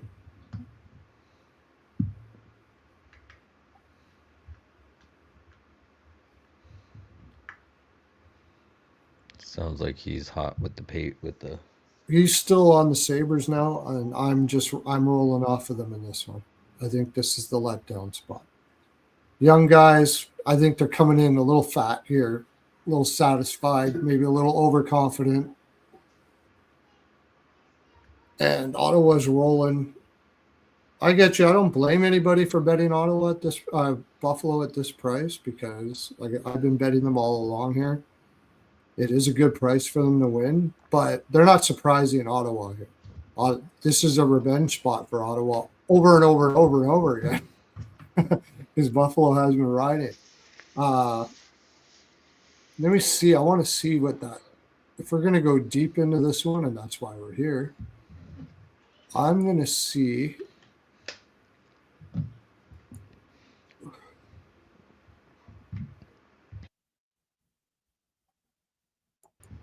I kind of like Ottawa team total over. That Buffalo defense took a shit kicking against. Took a shit kicking against New Jersey too. It was like New Jersey deserved to win that all day long, and they barely held on and won that. And now they got to get that energy up to this one. And Ducks are on the power play, I think. Did they not call a penalty? Oh, they didn't call a penalty. I thought that was a delay game. I didn't fully see it though. It just looked like it went straight onto the net. LA's putting on some pressure here on Columbus.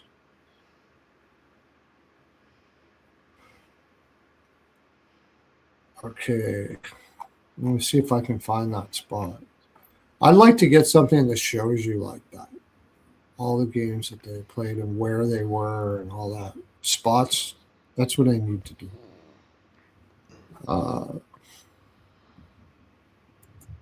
See what kind of spot Ottawa was in that game. Especially, the reason why I'm checking this is if a team slaughters a team and that team was in a tough spot, and the other team would know that. Like if they were coming off a long road trip or in a tired spot and they just like slaughtered them and didn't take it easy on them, you can be sure as shit the next time they play, Ottawa's going to be fucking crushing. They're going to put everything into this game. They'll remember that. So it's just a case of finding out where that was. What was the date on the 15th, right? Yeah, Buffalo. Okay. Oh, that was the beginning of the season. Yeah, that's why I said it was a week into the season. Like a week, because the season started on the 8th. Okay, they played Tampa Bay, Florida. They won their first game against Tampa Bay, lost to Florida. They started on the road, came home and played Nashville. Went on the road to play Buffalo and came home to play Seattle. So it wasn't a terrible spot. But they didn't have Brady Tkachuk. No, I think Tkachuk was. When did Tkachuk get injured? Did they have Brady Tkachuk? At that point, yeah. Like I don't think he had to have played that game. Here, I'll tell you right now.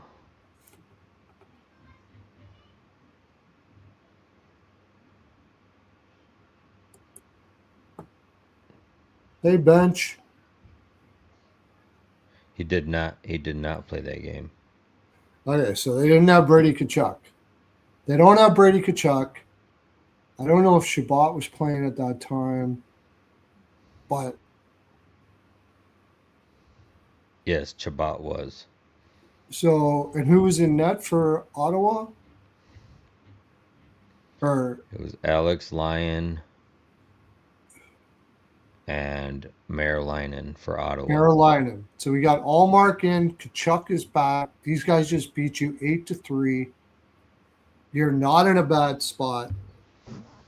I'm taking Ottawa. Yeah, I'm taking Ottawa here.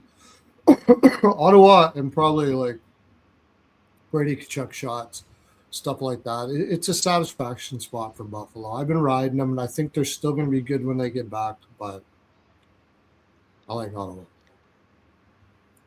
I want to take Buffalo at the plus money. I know it's sitting there just begging you to take them because they're on such a good run, but minus 155 is the problem, right? Yeah. So I think Ottawa puck line first period and team total over.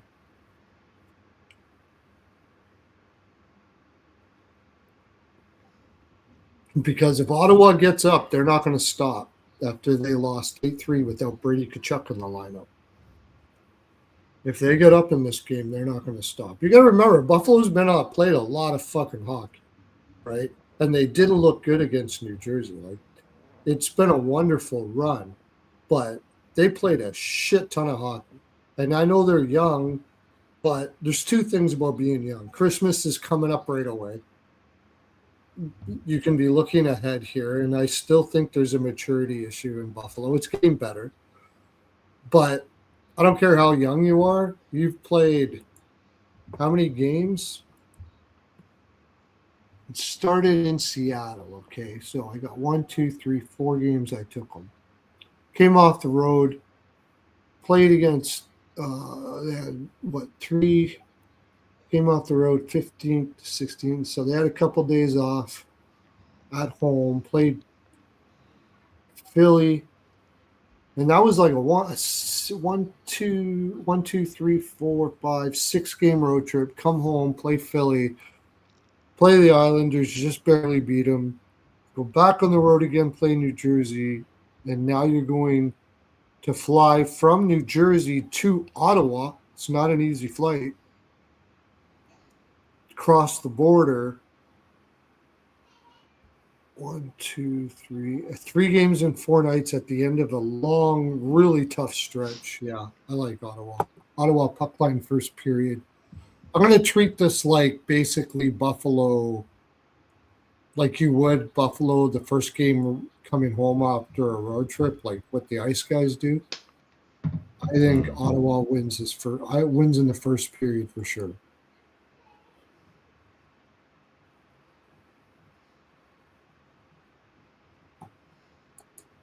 What do you got? I like Ottawa in this spot, but minus 155, I'm probably not going to take them there. It's probably going to be a prop game for me.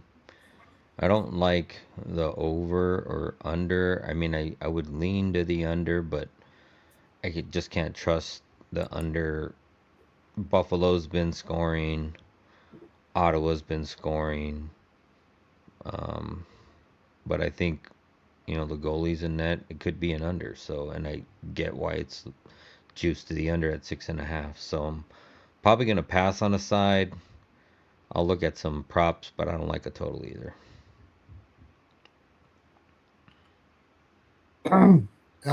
Just another side here. Buffalo's a terrible road first period team.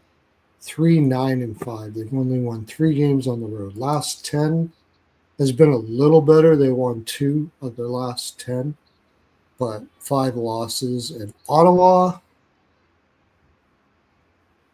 is 4-3-3 in their last 10, but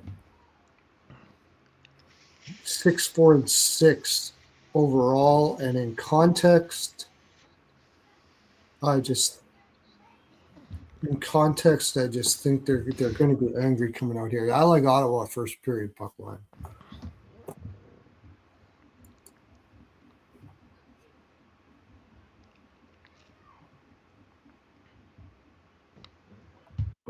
I'm going to see. I kind of like Ottawa second period too.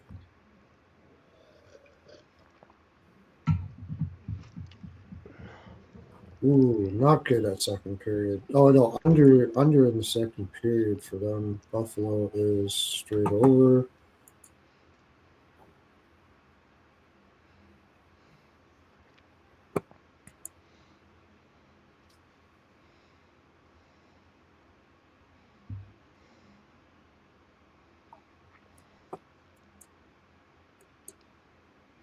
Four, 5, and 8. Boom, Ottawa. 4, 8, and 4. So Ottawa puck line first period. Ottawa team total over, but it's going to have to be a 3.5.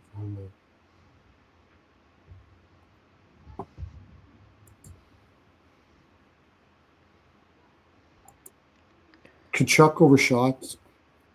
Yeah, he's covered that. He's covered that 9 in the last 11 versus Buffalo. Yeah. For the last 5. The problem is it's minus 155 for over 3.5. Like that's way too much juice for me in a over 3.5 line. Yeah, me too. And the 3.5 for the team total over is plus 100. So the 3 is going to be juiced. I'll probably split the 3 and the 3.5. I think this is an Ottawa kill spot.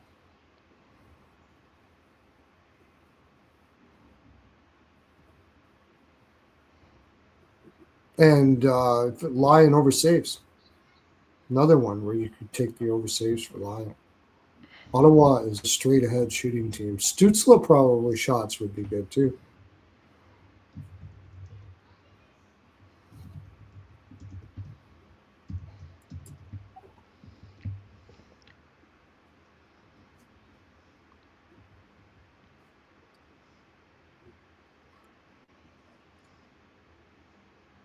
Okay. Yeah, all good. I'm just trying to find some props, but there isn't very much out yet, so I'll continue to look and see what happens. See if Ottawa's changing. I can't trust Buckpedia to tell me what's up like this. I hope that there's a site a competitive site that comes up against these guys because they're freaking in comparison to what California used to be.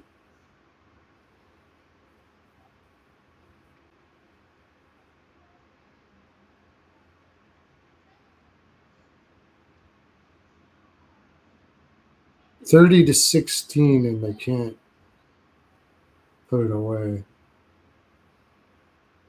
Oh, I know. That's exactly what I'm watching right now. It's like they were buzzing in the offensive zone, but really didn't get no good looks.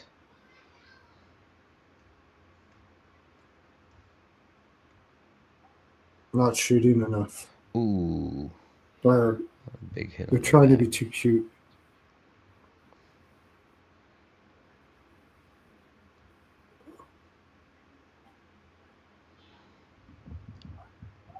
Line combos. Yeah. We just need a goal and no should be goal. the same lines because they just Don't give up a goal. 5-2. Zetterlund's been scoring. That's a good one.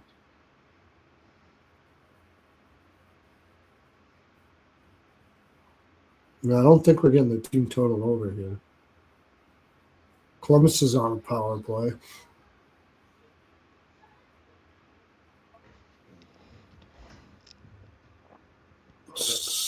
Stephen Holiday's okay. Yeah, Stephen Holiday's been playing for a while. Adjustments.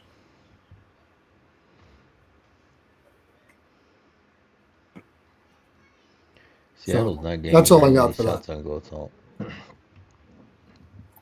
I know. It's frustrating when the game is going exactly the way you thought, but it's not. They're not potting the goals. Yeah. I figured that Anaheim would outplay them, outshoot them, and everything.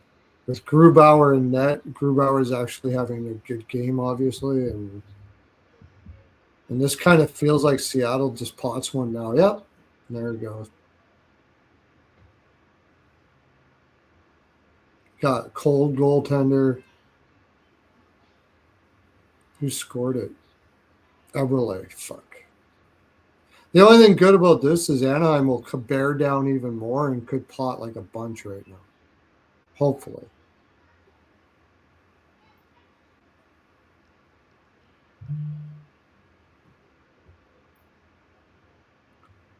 All right, next game. Oh, this is the ass fest. At least the way they're both playing right now. Rangers versus Capitals.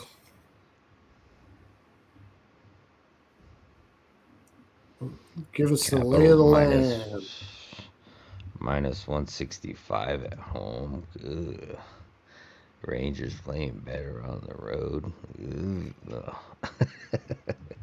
Oh man. All right. All right. Let me see here. Rangers road dog plus 142. Washington Capitals home favorite minus 170. Rangers on the season 18-16-4, 13-6-1 on the road. Washington 19-12-5 on the season.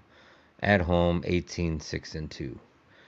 Head to head, these two teams have won 5-5. They're dead even 500. Washington has won 4 straight coming into this head to head. Most recently winning the one game this season down in New York 1-0 4 days into the season on October 12th. Rangers 4-4-2 in their last 10, losing the last game on the road to Nashville 1-2. 3-7 trending to the under. Washington, on the other hand, they are 4-3-1-2 in their last 10, 4-6 trending to the under.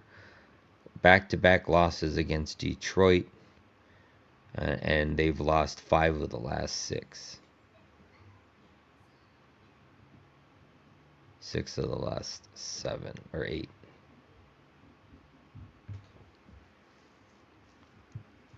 I know. But those 2 games against Detroit were day games. Washington sucks at day games. I think Washington comes correct here, but a minus 170, I don't know what to do with it. Just Sturgeon will be in net. Again, let's go over saves. I think Washington will shoot a ton here. And I'm not playing the Rangers. Are you fucking kidding me?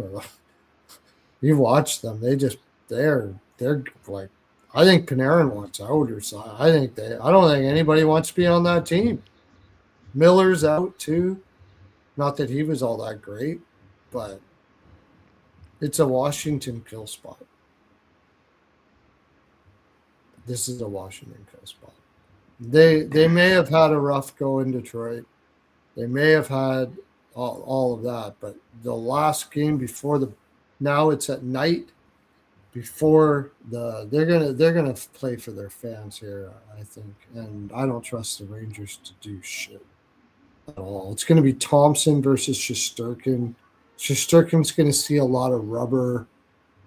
I think this is gonna be.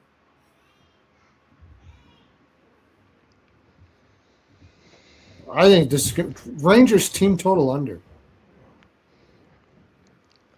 I like no goals in the first 5 under 6.5.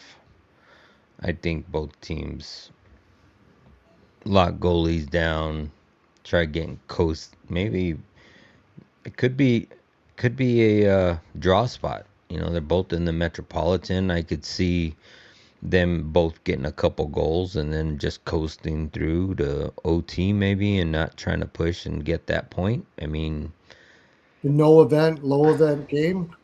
I yeah, I could just think see it's it, a but low I just event don't game. think the Rangers are going to do that after disappointing their fans at game in Detroit. Like, one thing about Ovi, yeah, he doesn't like to play this close to Christmas and all that because he's around his family, but he also doesn't like to disappoint the fans. And I just think they did play better against Detroit, and when they were on the road, I think they're gonna play here.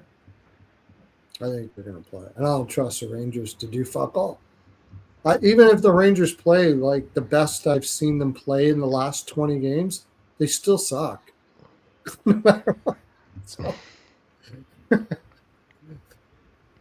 I It's know the very true. line. I'm looking for dogs on this card too, but this ain't it.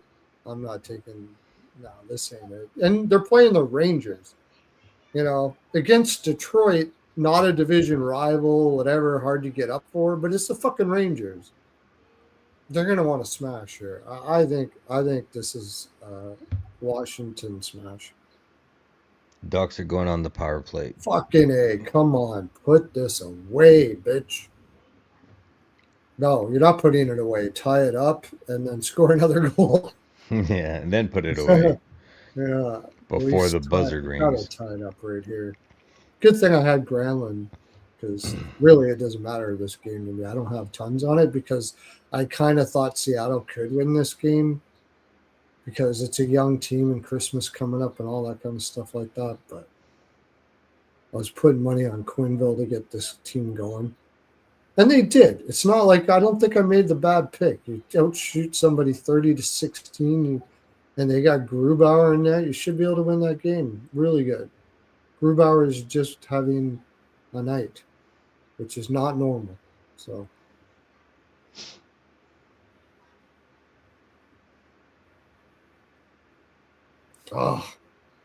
just getting shot at him for fuck's sakes, and they can't put it past him. He's seeing it though. They're not going Oh, to. he just missed it. That was close. Yeah. Okay. So what? Yeah, are you in agreement with that, or how are you looking at this game? Well, I'm definitely not taking a side at minus 170. And I mean, I lean to the under. I don't know if I can get there. It's even money on both sides at 5.5. Um, I Oh yeah, might no do goals that first five and under. The only thing I under don't like six and a about that half. is I think Washington's going to come out balls out here. That's the only thing I don't like about that. But I do agree with you on Yeah, that. I No mean goals first five. both teams tend to play to the under. They're both trending to the under. They're 4 and 6, both to the under, and that's at 5.5. So I'll just take the 6.5 and no goals in the first five and sweat out that first five. I think we can get through that. Or I could do no goal in the first five in Washington money line. That would be another way to play it. Because Yeah. I do lean Washington. I can't play him at the minus 170. No goal in the first five. Or you could Probably take going to be Washington money minus. line and under 6.5. Oh yeah, that too. Actually, I prefer the under 6.5 than I do the first five, to tell you the honest truth, because I think Washington is going to come out here. I could see them potting one early here. In fact, I'm thinking about taking them puck line. But Rangers team total under 2.5 is minus 130. I like that. I'm going to take Washington in regulation. I have no faith in this Rangers team at all. None. Like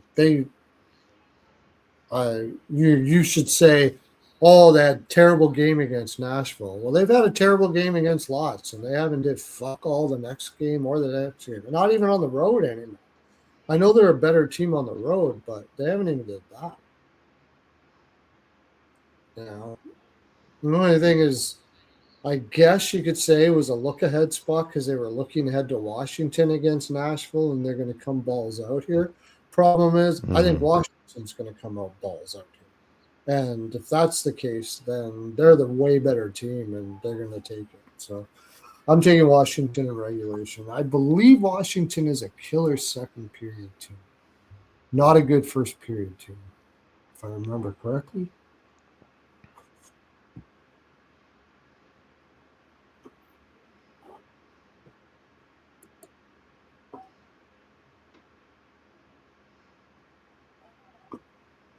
Thompson in net, right? He had a bad one Yeah. the last outing. Mm-hmm. It's just Durkin on the other side.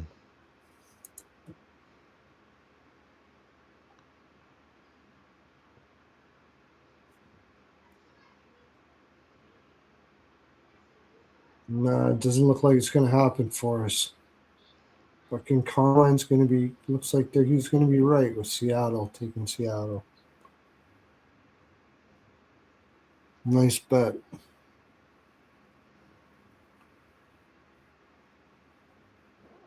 Oh, 6-5-9. Washington is 7-3-9. Oh, a lot of draws there.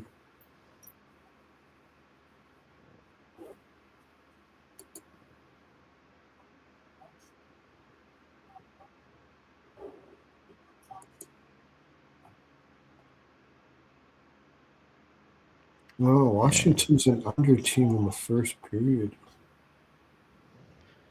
So is New York, so you might have a point there, buddy. They're both under first period teams.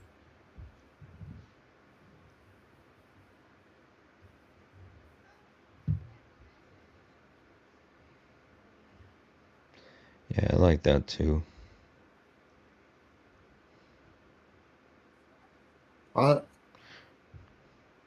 Trevor Moore, 0 shots. Yes. Come on, man. Columbus scored. I got the team total over too. Kuzmenko. Marchenko. Oh yeah, Marchenko, not Kuzmenko. What am I thinking? I thought he said Matejchuk because that was my bargain bin, but yeah, I don't think he touched so was it. Jenner. Jenner was my bargain bin too. Yeah, 3-1.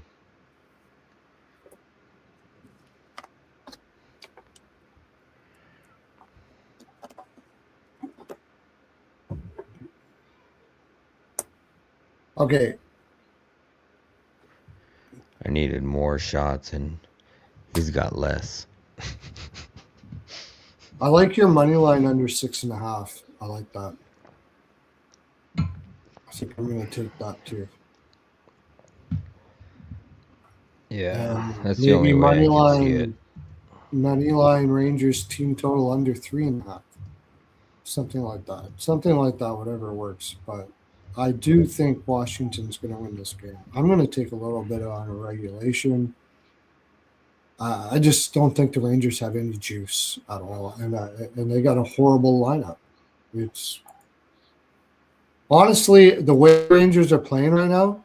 I think -170 is very fair. I think it's very fair. I would put them in the bottom 7 teams in the NHL right now. The way they're playing. I mean, Connor Sheary. Panarin's been shooting if you want to take him over shots. Othman, Laba, and Taylor Radish is your third fucking line, dude. Like, Jesus Christ, absolutely. Brzezinski, Carrick, and Berard. Connor Sheary's playing in your top 6 still. He of 1 goal this year and 8 assists is still playing on your top line. Horrible. Susie and Borgen should be in no team that thinks they're a playoff team or cup contenders top 4. Never in a million years. Borgen couldn't even make Seattle's top 4, and he's playing in your top 4. And Robertson and Morrow, I mean, they're probably going to be good kids down the road. I like them, but they're still kids. It's just, nah, dude. Washington kills me. Yeah, I could see Marchment trying to go for an empty netter here for sure. If they get the goalie pulled here in a minute.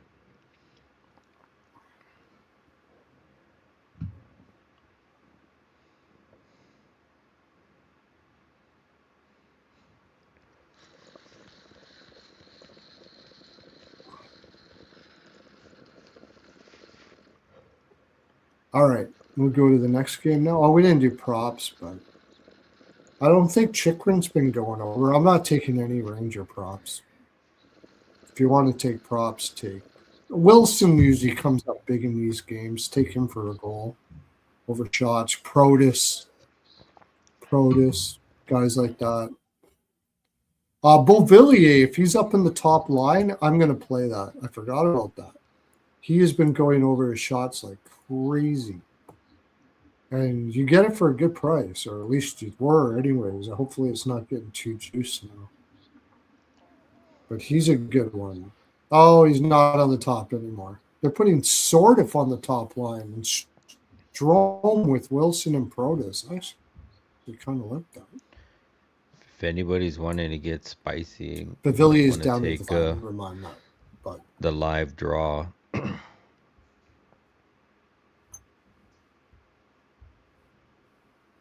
yeah, in this game. I could see that. I got LA team total unders coming in too. I just had a little on that, but they can't score. I didn't take much with it because Columbus is not really a good defensive team, but LA can't score. Shit.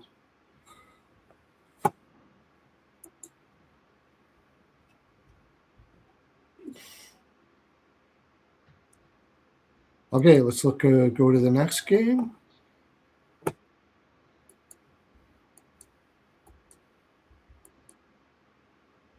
Buffalo, Nashville, Minnesota. I'll let you do that rundown, and I gotta jump to the washroom, and I'll be right back there. Not the rundown, Okay. the lay of the land. That was a good one. I liked it. You came up with that. All right.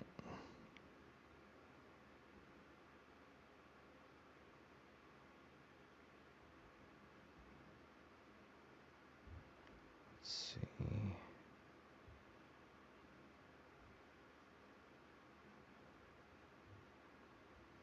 Won't let me do the live draw.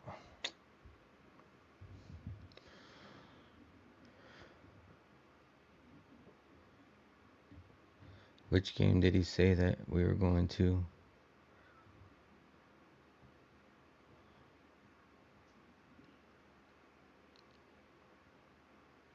Well, there's only one game in Nashville and Minnesota.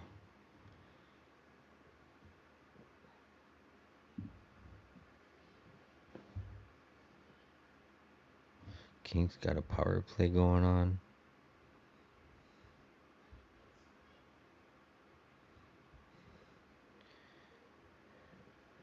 Nice that Trevor Moore got some damn shots. He's got 0.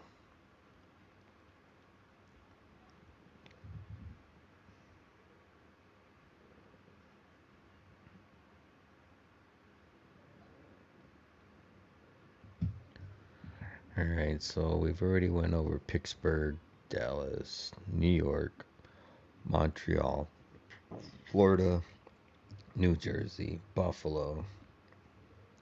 Next game is Nashville and Minnesota because that's the only 8 o'clock game. That should be a good game.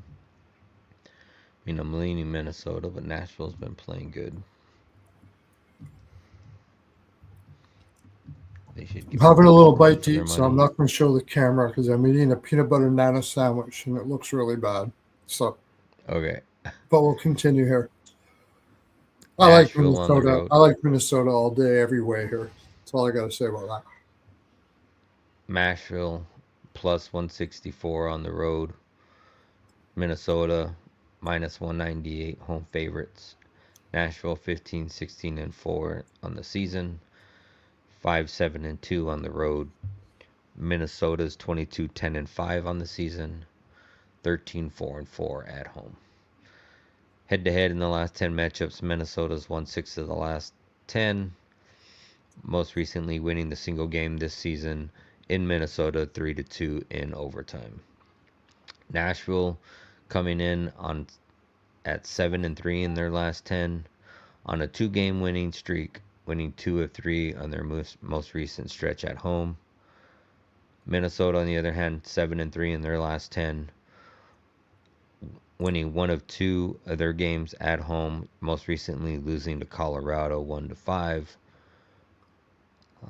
And they are trending 4-5 to the under. Nashville is trending 6-4 to the over. I like Minnesota in a bounce back spot here. I think Mhm. Nashville kind of maybe Saros saves. Is Saros?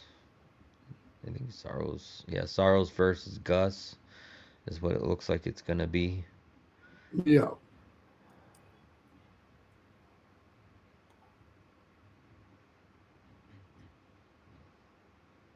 Yeah, Gus and Saros is what it looks like on all three sites.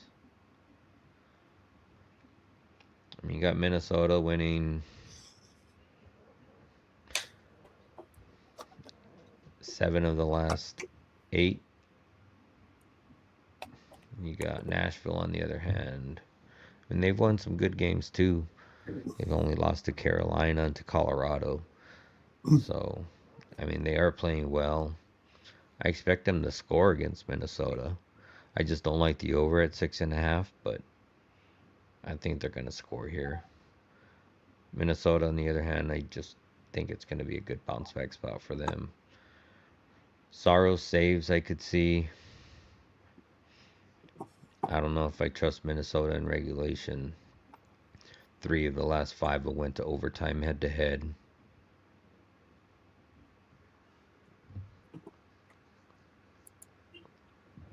3 of the last 5 didn't have Quinn Hughes on the team.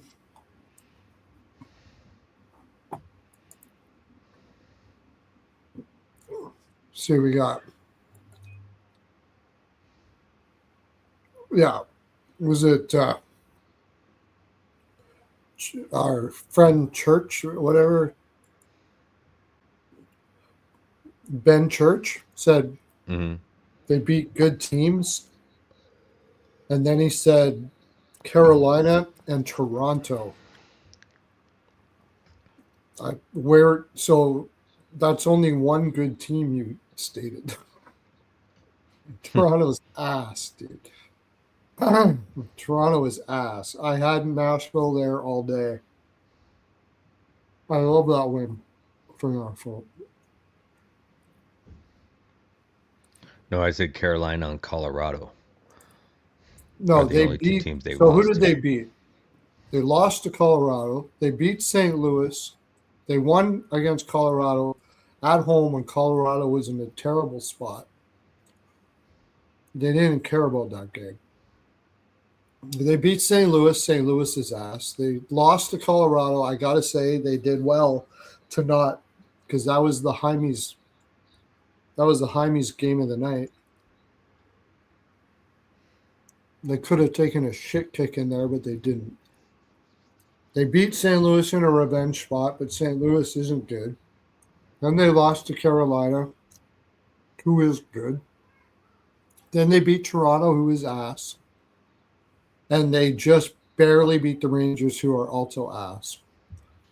And now they're playing a Minnesota team that just lost to Colorado or just lost to Edmonton, albeit in a or sorry, Colorado in albeit a bad spot.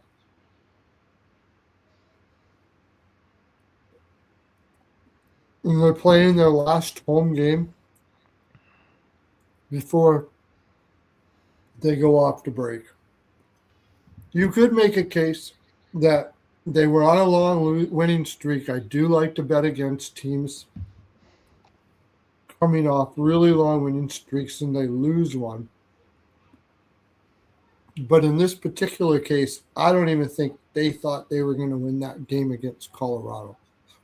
It was just set up to be a really bad spot. It was on they were on a back to back. Colorado was coming in fresh. I don't think that they lost any self-esteem in that loss. They're probably going to be playing Gus here against Saros. Yep. After losing to Colorado, you want to gain your confidence back, and no better team to do it against than Nashville. If Minnesota plays balls out in this game, it's not even going to be pretty. They got way more speed. They've got way more everything.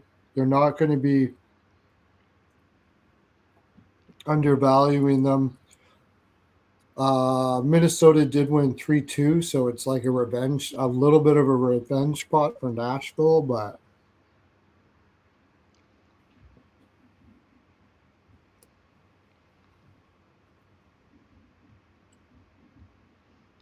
I I just mean, don't. I like Minnesota. There's just no way to play them at minus 200. I mean, I think they win. I already bet the 3.5 team total over. I think they're going to score 3. I think they're going to score 4 goals in this game.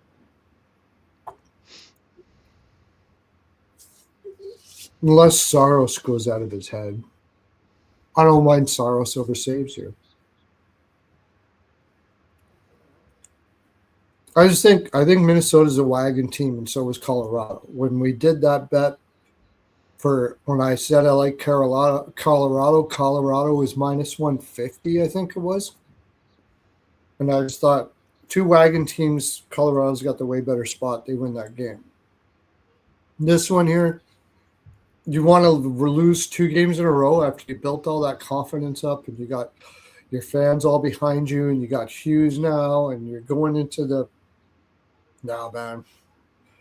You know, Nashville played some bad teams, caught teams in bad spots. Kudos to them to winning in those spots. I mean, I do like the way they're playing as far as how much talent they have, but Minnesota's going to ruin this game. Team total over 3.5, and I don't even mind playing the puck line.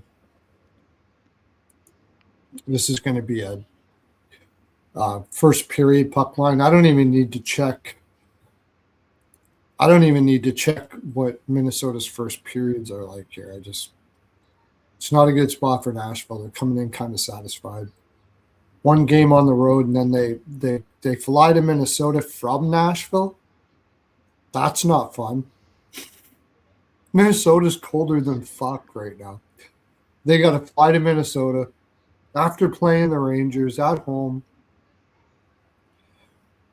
I mean, they'll probably give it their best, but Minnesota's going to wagon them, I think.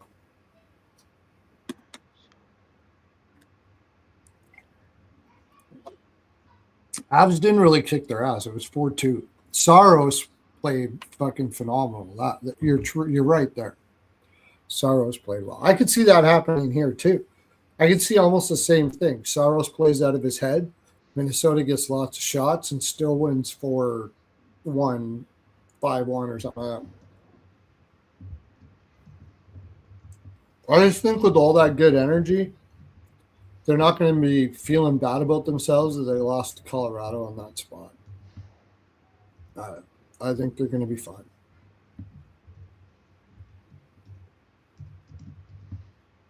You checking props right now? Yeah, I was just looking at, but there's not really anything I see. I mean, everything's so damn juiced. Not Take worth playing. Johansson over.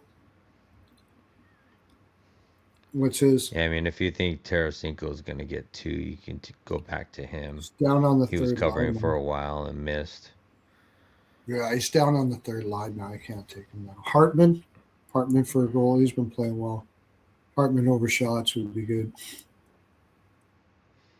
He got And a if goal anybody, you're last. going to, yeah, maybe Boldy or Kaprizov, but it's barely going to be Well, plus money on either one of them. Boldy first goal of the game. I think he's done that like crazy amounts of time. JD's not with us today. He would tell you that. Goal first period.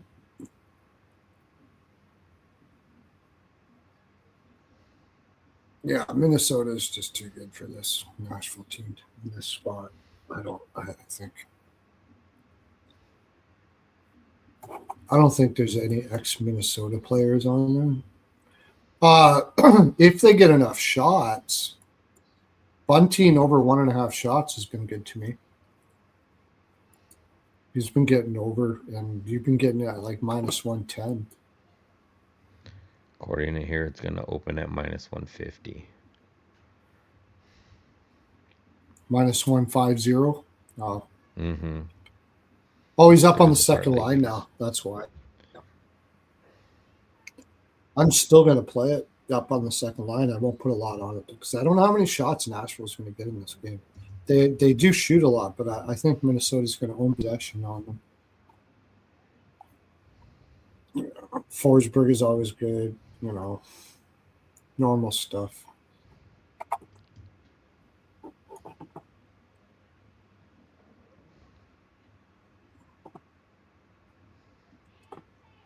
Minnesota not going to juggle their lines around after that game, are they? I don't think so. Mm-mm. They want to keep Hughes over shots.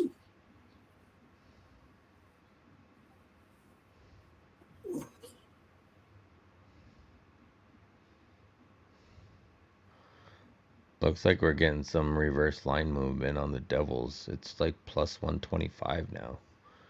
I think it was like plus 130 when we first were talking about it, right? Who was plus 130? Minus 130 Devils. Yeah, it's what now? Minus 120. Oh,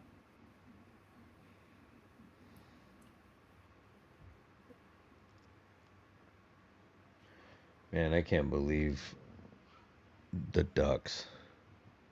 Grubauer played out of his mind. yeah. I was worried when Carmine took him. It's a hell of a good capper. Yeah, Johansson, it's probably juiced, whatever. And Hughes, maybe Faber. But all right, I'm taking the team total over. I already took it. It was a good price. Minus 115. I think Minnesota's going to want to put them away.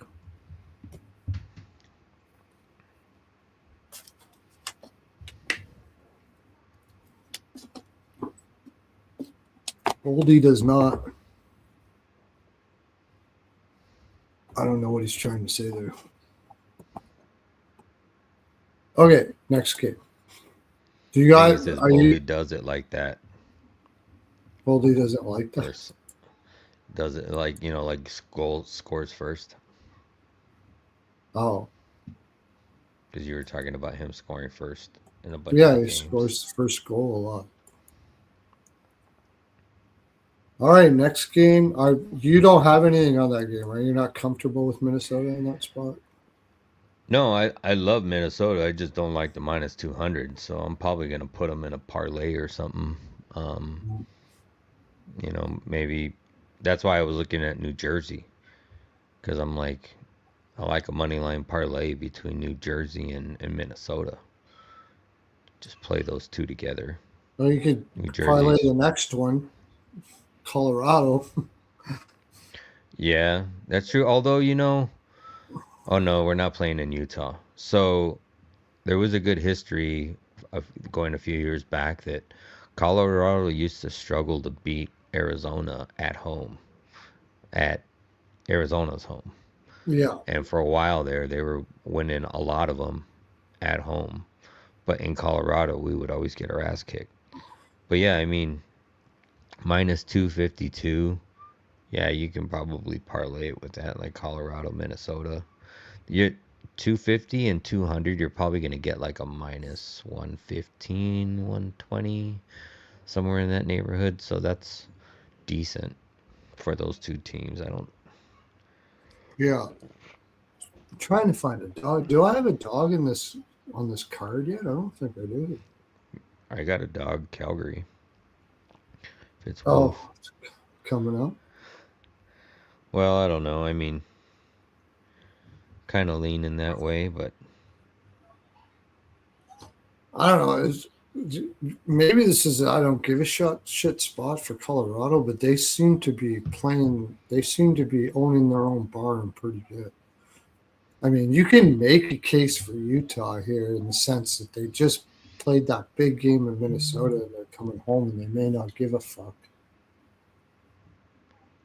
I mean, I what don't about love. um what about San Jose versus Vegas without Eichel and Theodore?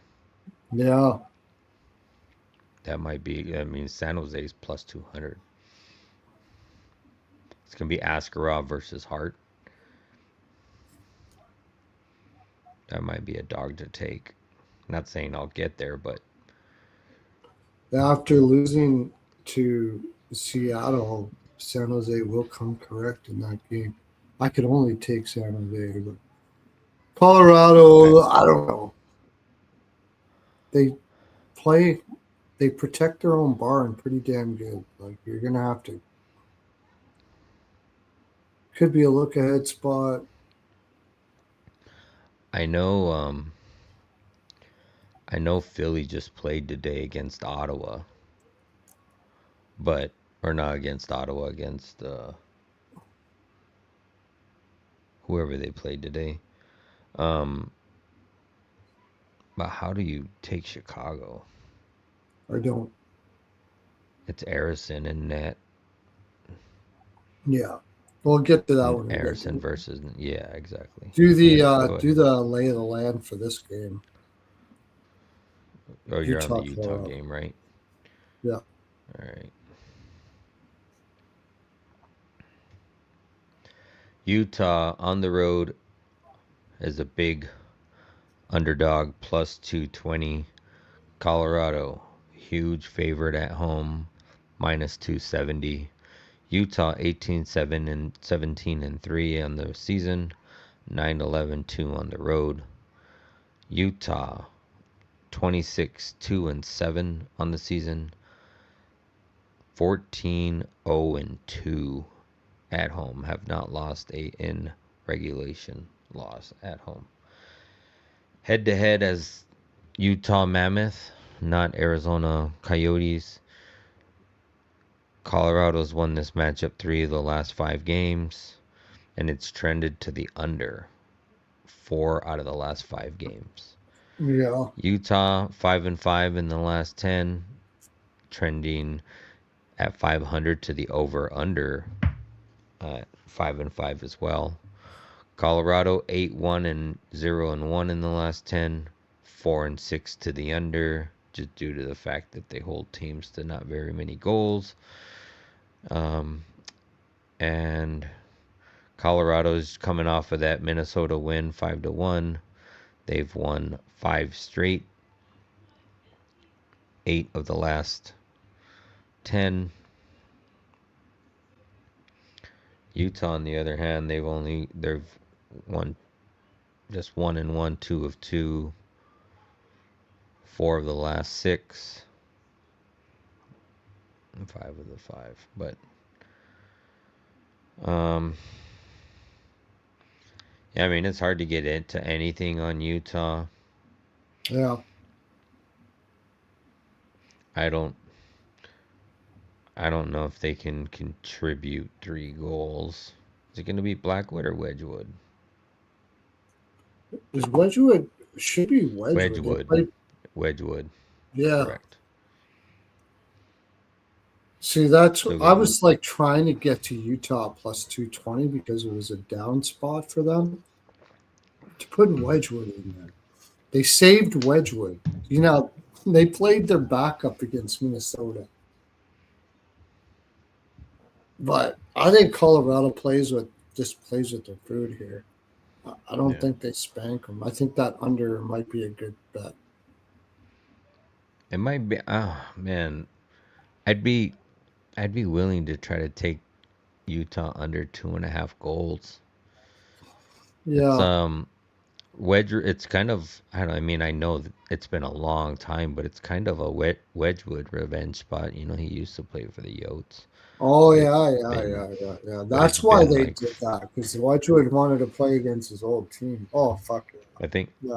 I think he played for them like in 2020 or 2021, but he also played for them like way back in 2016 or 2017 ish, somewhere in there. But yeah, I mean, he's played them, but yeah, that's the only thing I could think of. Yeah, I don't mind that. Colorado usually come likes to put it away early too, if I remember correctly. Goal So in the puck first line five first. minutes. It didn't happen last game, right? Yeah, it didn't happen last game. But I'd be tempted to take Colorado puck line. First period. Yeah. Oh yeah, they're 14-2 for first Yeah, well period. they got the 14 and well they're 14-1 to goal in the first 5 minutes. I mean, not just them specifically, but in the game. So it could be either team. But it Right. might be what about that Colorado first period Team Colorado total money over one and a line half. Huh? or no, just Colorado first period Colorado money line. Yeah, yeah, yeah. That was a good one too. Yeah. Colorado goal first period or just Colorado first period? Goal first period. That way you can get Colorado it. goal first period. Remember to bet that. Yeah. Colorado goal first period. Colorado money line. I like that. I like Colorado puck line first period too. I'm going to play that. I would lean Vejmelka saves, but I would be worried about him getting yanked. I could also see them getting up early and Laying you know off. laying Yeah, off the I don't gas. like Yeah, that. I don't like the saves there. They could get up early. They could play with their food in the whole game and not really shoot a lot. I mean, they usually like to play in their home barn really well, especially the last game of a.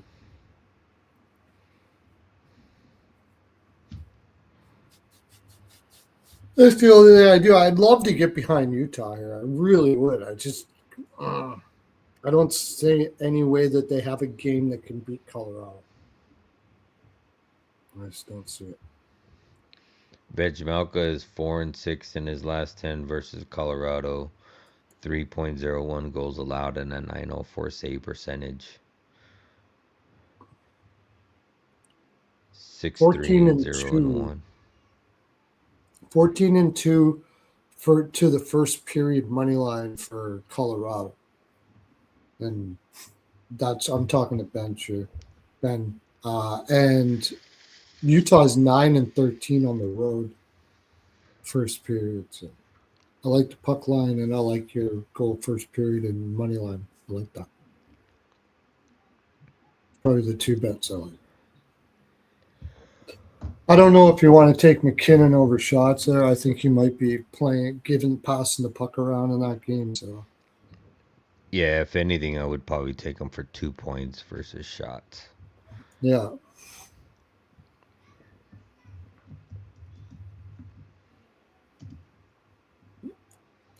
For a living, if DeBoer's not a great coach, I don't know what the fuck this guy consistently gets hired on for. He's not that great of a coach. He's been wagging. He's landed on good teams over and over again. I don't know if he talks really well, but if he does, go ahead. You're not going to be any better. Carl's not going to be any better with DeBoer on their team. You think DeBoer, who pisses off goaltenders left and right, is going to be better for Toronto? Yeah, if Toronto thinks they have a coaching problem, just don't bother even worrying about them for the next 10 years. That organization is a fucking horrible. You hire Treliving. Why? Because his father owns the brick. His father owns a shit ton of stuff. And he teetotals, plays golf, and drinks with your sponsors. That's why. That's all Toronto gives a fuck about. They don't know how to build a hockey team. You know, look at you watch what Dubas is a smart guy, and he couldn't do what he wanted to do in Toronto. He said it himself, and I don't doubt that at all. He had no choice but to give you Matthews fat stacks. He had no choice but to give Nylander fat stacks because sponsors want faces, and big money to faces makes people happy, so they can sell those players. So, you're not making hockey moves, giving Nylander that kind of money. I just go on and on and on. It's a piece of shit organization. I'm sorry. I love Toronto. I'm from Mississauga. I feel for the fans, but you have a piece of shit, useless organization that cares more about what their sponsors think than what's on the ice, and they act like it, do like it all the time, and it's never going to change. So Sometimes a team, yeah, new coach bump. Okay, whatever. How many new coach bumps do you want? How about you hired Sheldon Keefe? Sheldon pizza and booze with his players Keefe. Everybody knew what he was like. That's he's a players coach, yeah. Because every chance he had, he took his players out for pizza and booze and woke up hungover and said, "Let's go at her, boys." Yeah, that's a great players coach. Yeah. It's just terrible organization. I hope you're not a Toronto fan, Paul Buddy. I don't think you are, but if you are, I feel for you. I really do, because that organization is shit. All right, next. Say it like it is. That's what we're going to do for that game. So let's move on to the next one. It's hard to get props in that game because yeah, Colorado could play with their food. Who knows? DeBoer is the answer. That would not surprise me at all. That would not surprise me at all. Philly, Chicago. Yeah, I'm taking Philly. I don't care about that. Philly, They might Chicago. score. I like the over in the game. If Harrison will get scored on, there's no doubt about that. I Over mean, five. it's at over 5.5. Yeah. Yeah, that's a great over. Give me that all day. Nice game before the season's ending. Nobody kills each other. Nobody gets hurt. Roll the puck out. Philadelphia wins minus 120 It's a Rick again. James over. It's a Rick James over game. Give it to me. Give it to me. Give it to me, baby. Yeah. Oh, that was awesome, man. That freaking bit was, yeah, that was great. How about Jaime and the Pearlo copter? We're gonna have to show that pretty soon. Yes, we will. We will have to show that. Sir Jaime, I told him about that. We're going to have a logo. It's going to be Sir Jaime, the original, uh, the original and pioneer of Jaime's Body Lube. It's the best there. I said it. But I'm trying to find a dog here again, right? I just can't take Chicago. Yeah, I mean, I can't either. It's Philly. They're coming out. I know they played today. 5-2 win against Vancouver. I They're mean, coming in that fat. that game was pretty close. I felt through the game, and then all of a sudden, third period, it kind of just Yeah, I was they all went over away with Philly it. in that one. Um, I loved Philly in that spot too. I mean, I I almost could want to kind of take. see it is a Chicago spot. There's no doubt about that. It's just can you trust them to score like they have been able to do it? And no Yeah, Nazar either. yeah, That's that's the worst part, and it's only minus 125. Like I'm trying to find why. I mean, I know Philly's on the road. Philly plays better at home, or at least they've played Harrison's better at fine. home. But I mean, but Harrison's their best goalie right now, right? No, Vladar is better than Harrison. Oh, you're right, Vladar. I don't know why I'm thinking Vladar Harrison came is back, Vladar. so Vladar. Oh, that's right, because I was expecting Vladar today and thinking it was going to be Harrison, or expecting yeah, Harrison today and Vladar tomorrow, but it yeah. was the other That's way why I around. wasn't on Philly until I saw Vladar and for the Rangers against Vancouver. Now you have Harrison. How long has it been since Chicago played? They might win this game. Philadelphia They've might been not out for have. 2 days. Yeah, I could take Chicago first period. I could do that. They have not played once this season yet. The first matchup for both of them. I think Philly is fully healthy minus Forster, but Forster's long term. Nazar's out, Bedard's out. The other two are long term.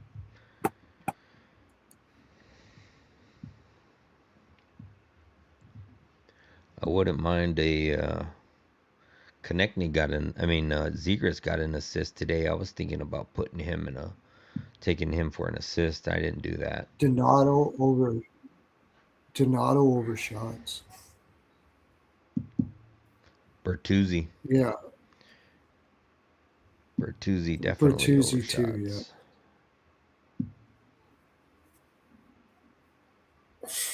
I would play the under here too, even though it's Erson and net. It's going to be Spencer Knight, right? Yeah, So showing Knight and I could Harrison. see a draw. I could see a draw. Draw makes sense. I mean, Chicago can't score. Erson is a bad goaltender, so they probably will score something on him. But I think the underplays are good. No goals, first five, under 6.5. I don't think this goes over in a million years. That's probably the best play here. I like Chicago first period maybe because Philly is on the back to back.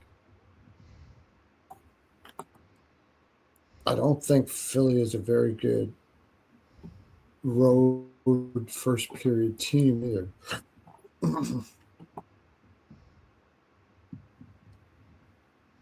Or it's just me wanting them to not be. So I don't know.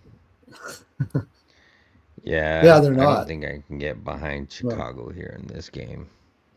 Like how many like seriously feel like they just want to get to this damn break. Like I know they want to probably win a game here, I can take them in the first feel period, and good, that's what but I do. They're 6-2-8 first period, and Philly's not a good away first period team. I can get it. I can get behind that a little bit, maybe. Draw first period. I think draw. It just feels like a draw game to me, totally. Philly's not going to have their legs. Chicago can't score. They'll probably outshoot. Chicago will probably outshoot Philly, and it's an under. It's an under. It's probably a yeah, 5.5. it is, and it's juiced to the over. I know that Alex, and he knows this Chicago, is taking team total over for Chicago in this game. So then it's an over game because Knight's giving up I two don't or think three Philly's unless going he to has a score. great game. No, I know it's a Chicago win. If you think Chicago is going to get three, then you probably think they're going to win because I don't think Philly's getting four against Spencer Knight. Not in a dead leg spot like that.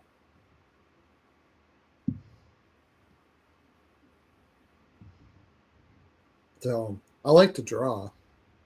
I like a 2-2, 2-2 game.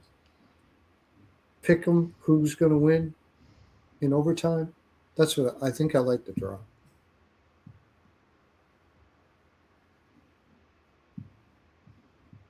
I think Chicago will shoot a lot. yeah, I could see that them being off 2 days, Philly on a back to back. I just Yeah, don't.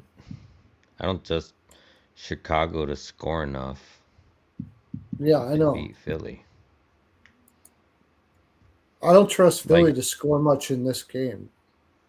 I I like could see look at Philly winning this like 2-1. possibly. Yeah, I could see that. That's why I said overtime and Philly money line or something like that. I mean, you get +1.5 is not a great number, but it's because Harrison's in net and they're on a back to back. And is it 3 games in 4 nights too? It's a For weird Philly. spot too.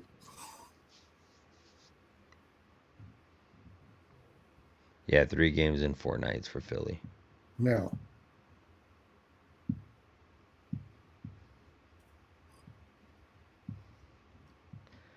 Yeah, I mean, I could see Chicago pulling this one out, but at plus 100, like, I'll just pass.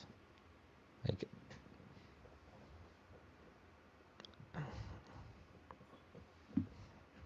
mean, I understand them only being plus 105, but I just don't like the value with that. Like, why am I going to sweat out a plus 105 when I feel like Philly might win this? No, I agree. No, I don't think I wouldn't bet it at that price.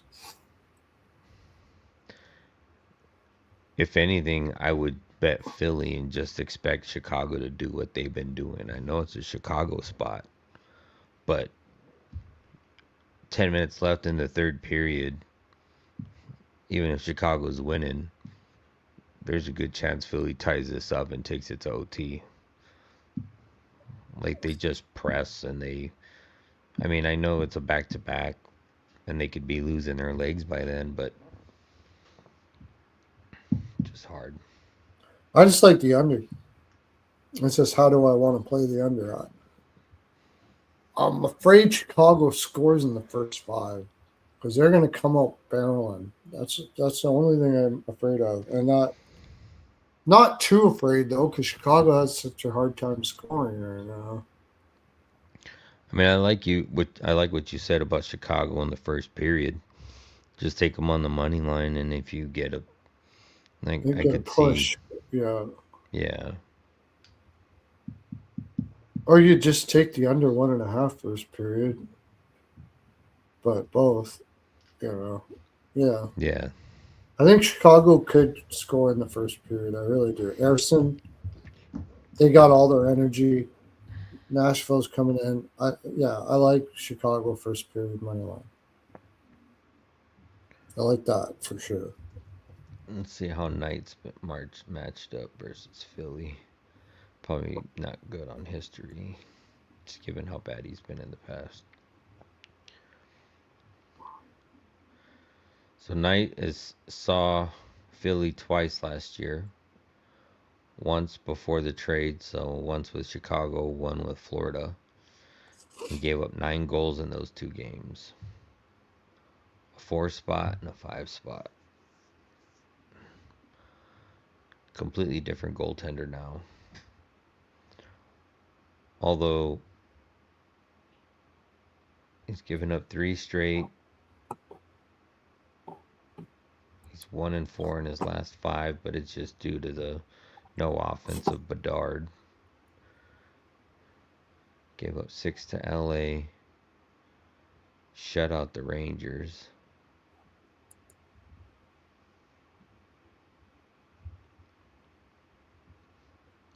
Oh, no, yeah, he shut out the Rangers. Gave up 1 out to LA.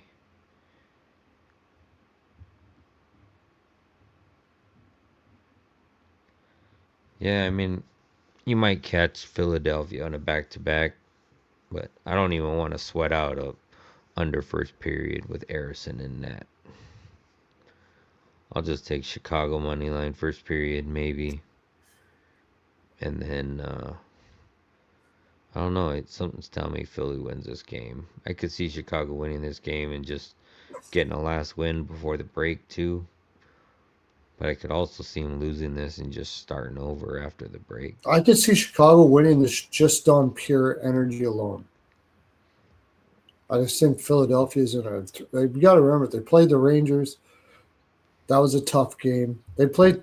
I mean, Vancouver was pretty tough game, like you said. Like Vancouver held on for a while. It wasn't an easy game. And now you're on the road in New York, one home to Philly. Then now you got to go to Chicago. Sitting in a. Are they sitting in a playoff spot now? I think they are, right? Hmm, could be. So the lineup looks like top line's going to be Bertuzzi, Donato, and Burakovsky. Yeah, So I could see why they're wanting to take Donato shots. Line yeah. two is That's going to why I be wanted to. Moore, Green, and Teravainen. Yeah. Line three is going to be Foligno, Dickinson, and Mikheyev. Mm-hmm. And the last line is Doc, Tornado, and Lafferty. Yeah, I don't care about that line. Yeah, Yeah, yeah. You can say shit about that kind of line. man, Uh, that lineup's looking rough. Philly is in a playoff Rough. spot.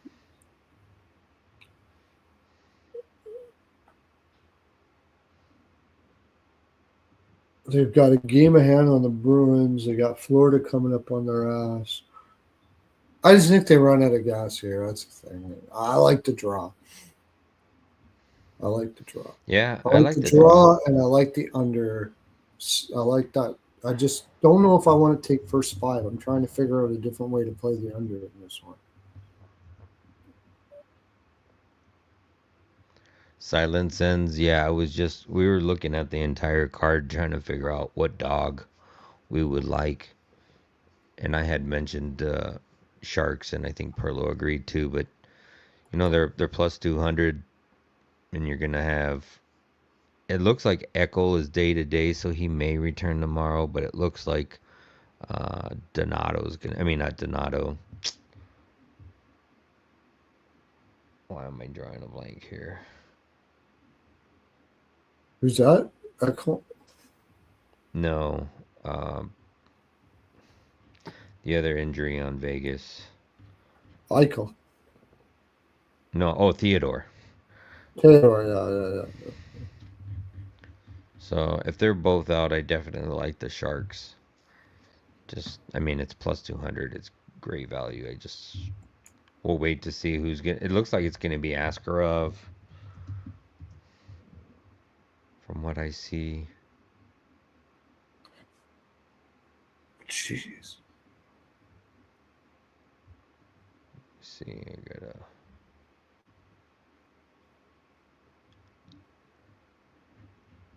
The more I think about it, the more I think Chicago is going to win this game. The more I think about it, I just think they're going to out energy Philadelphia and win this like 2-1 or something. Might even more because Erson is so bad. They could just pot. I kind of get the plus 100. I mean, Chicago money Yeah, I see line. Askarov Chicago is plus 1.5 and under 6.5. How's that? not confirmed but projected on all three sites. How's that? Yeah, I mean, Chicago plus 1.5 and under 6.5. It's probably about minus 120. Something like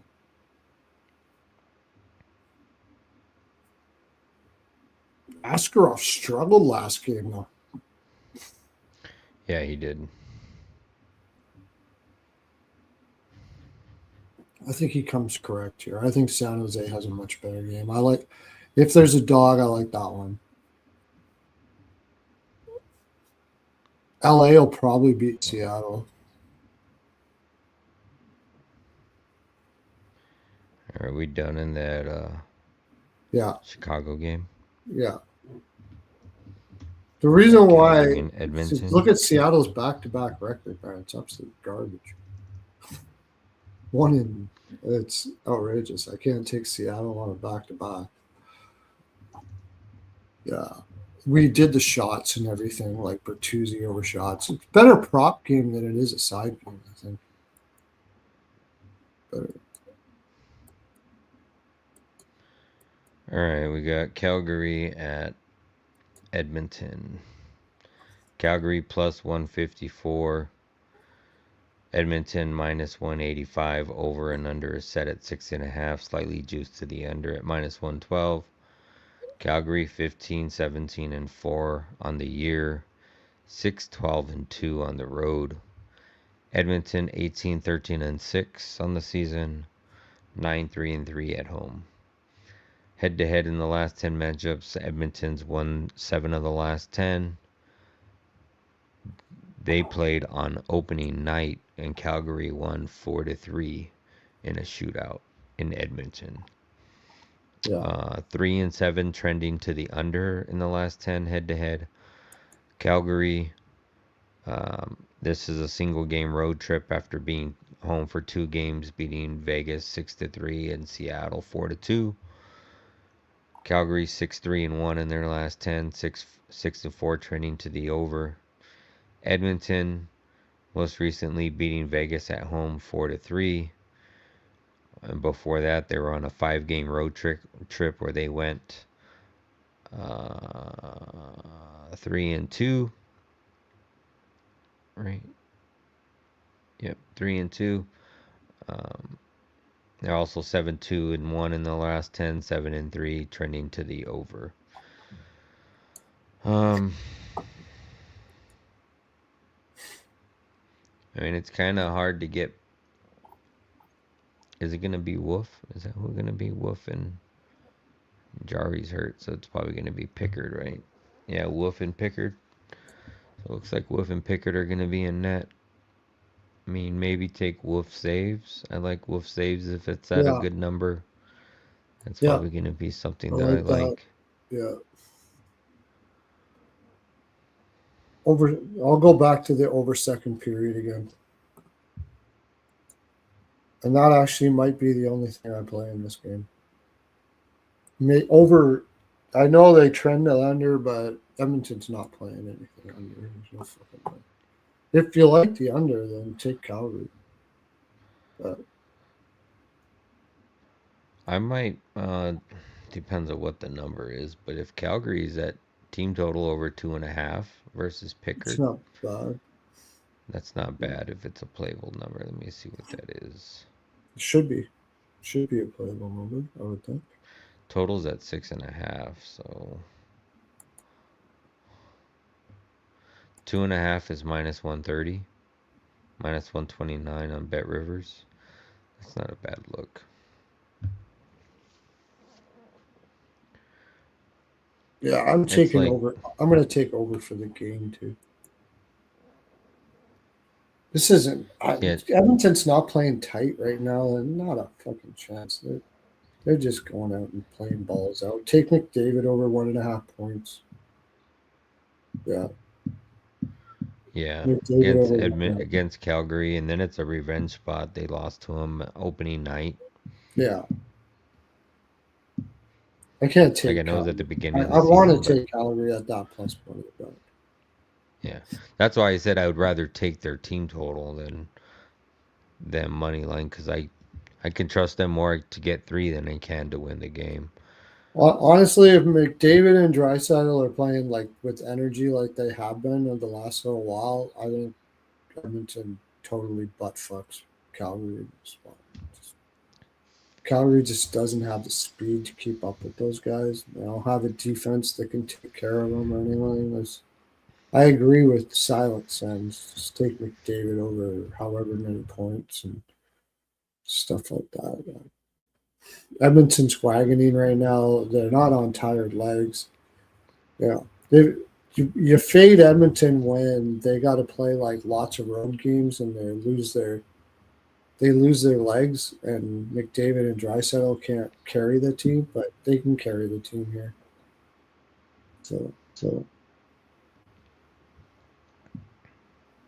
team total over. Oh, echo.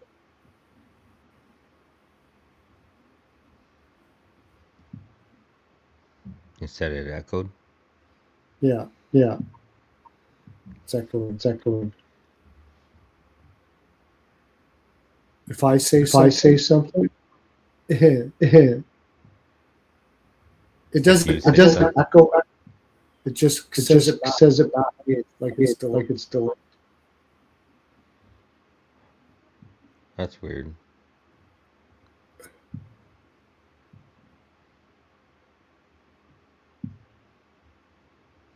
Still doing it? Nope, it's good now. Yeah, it's a rivalry, Ben, but that is the reason why I like Edmonton more. I would prefer if it was like Seattle rolling in here right now. They could beat Edmonton. They could play down to them. I'd rather it be a team they were going to play down to.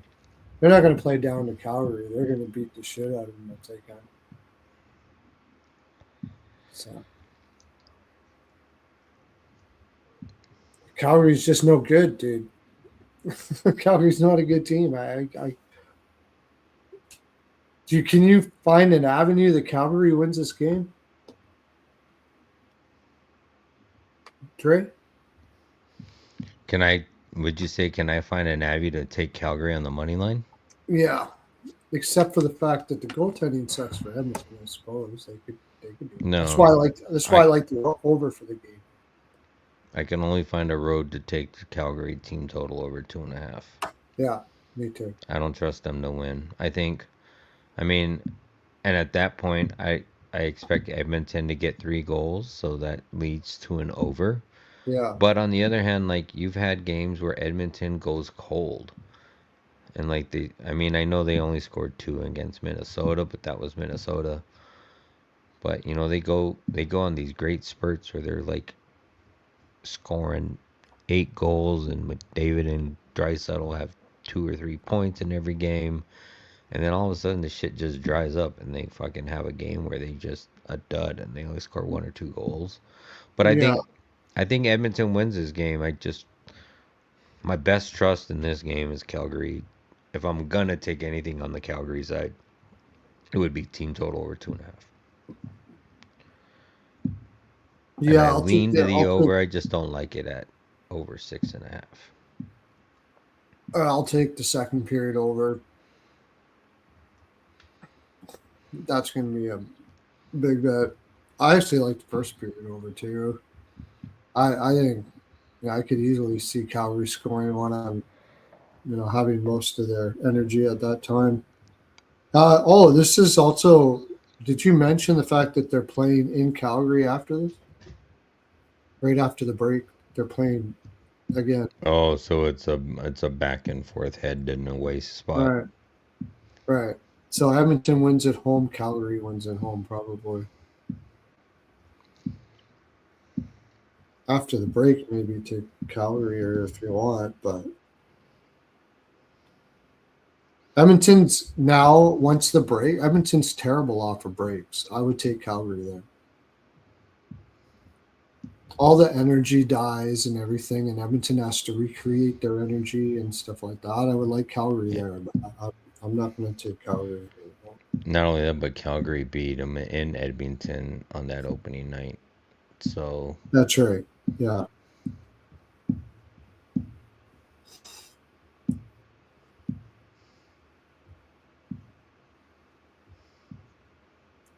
Okay. All right. Like I said, McDavid over. I've been taking Hyman for a goal and assist. Like I do. I'll just show you. This is something that I do. I take Hyman for a goal and assist. Hopkins for a goal and assist. McDavid over 1.5 points, and then I parlay all that together and do separate parlays for all of that. That shows you how many bets I put in on a game. Um, Roslovic probably got his mojo going. He could score here. I think this could be a pounding by Edmonton. I honestly do. I think they could just beat the shit out of them in this game. But let's go to the next game. Got 2 more to go. And we just talked about it. Sharks. I like the Sharks. Yeah, I'm going to give the Sharks a shot. Plus 205. Try him again. It's in Vegas, though. That sucks, but yeah, I think it's worth the I shot. would, and I would wait if you're gonna take this. Like you can probably sprinkle a little tonight, but with both Eckel and Theodore, some sites are showing both of them day to day. Like Yeah. Theodore is showing out right now.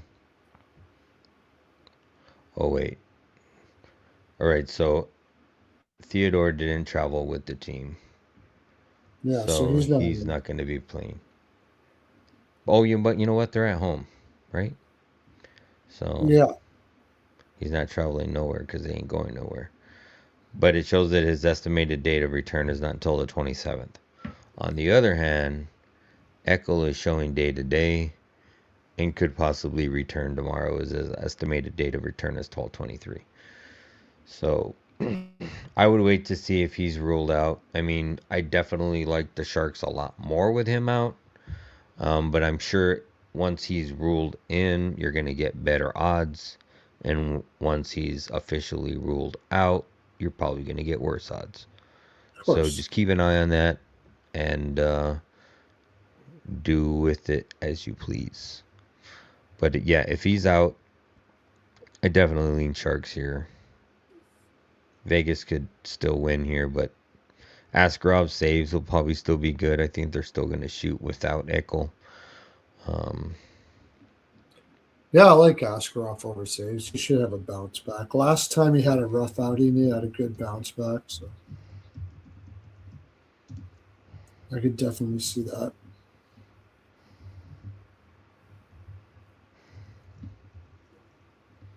Graf is going to be out for San Jose too, though. They have their share of injuries in this game too. Nah. And I'm sure the Vegas line's probably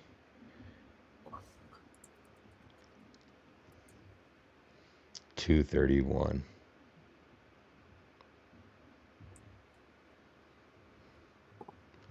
That's cheeks.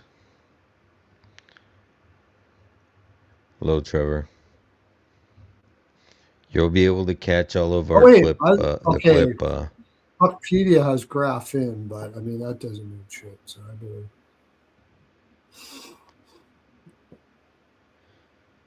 So, RotoWire shows Graph in as well.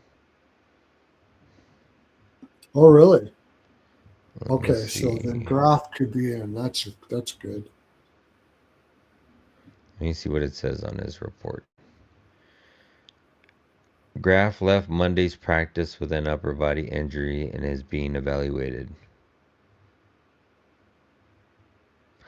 Graf left practice early after an errant puck hit him in the face. He needed stitches and is being evaluated. He'll be fine. Stitches. Fuck, what's that? Yeah, he'll be fine. He'll be in. This is hockey. Got stitches. Big shit. Nothing's broken. Stitch her up. Go. When I played, they used to stitch you up right on the bench. Right? Did you play? I never even No. asked you that. Did you play? No. No, I did not. You didn't? Okay. When I played, they used to stitch you up right on the bench. Right on the bench.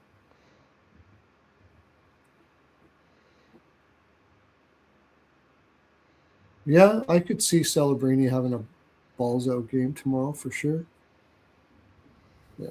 He's already made it. Like one game isn't going to change whether Celebrini makes the Olympic. Just putting his stamp on it. Or If you're not, point, if they're not taking Celebrini there, he already knows. His agents probably told him you've already made it. He just can't tell anybody. So he already knows. Everybody who's going to make it, they know who already. They just won't tell anybody. Their agents all know stuff like that. Yeah. I mean, it doesn't mean he's not going to play great tomorrow. I imagine he will. They just had a loss. He's a very competitive dude. Coming off a loss to Seattle, I really like San Jose tomorrow. I'd take him first period. The only thing I do like is one thing I do like though is because it just keeps on hitting is Vegas Golden Knights third period buck line. Whether they're up or down or whatever, they win third periods constantly. They play their best in the third period. So I would take that. Celebrini over shots, sure. If you can you get Graf over shots, but I don't think he actually is shooting a lot. He's just got a high shooting percentage. I don't see a line for him yet, but I don't know if there's been a line for him. I actually really haven't tried to target his shots at all.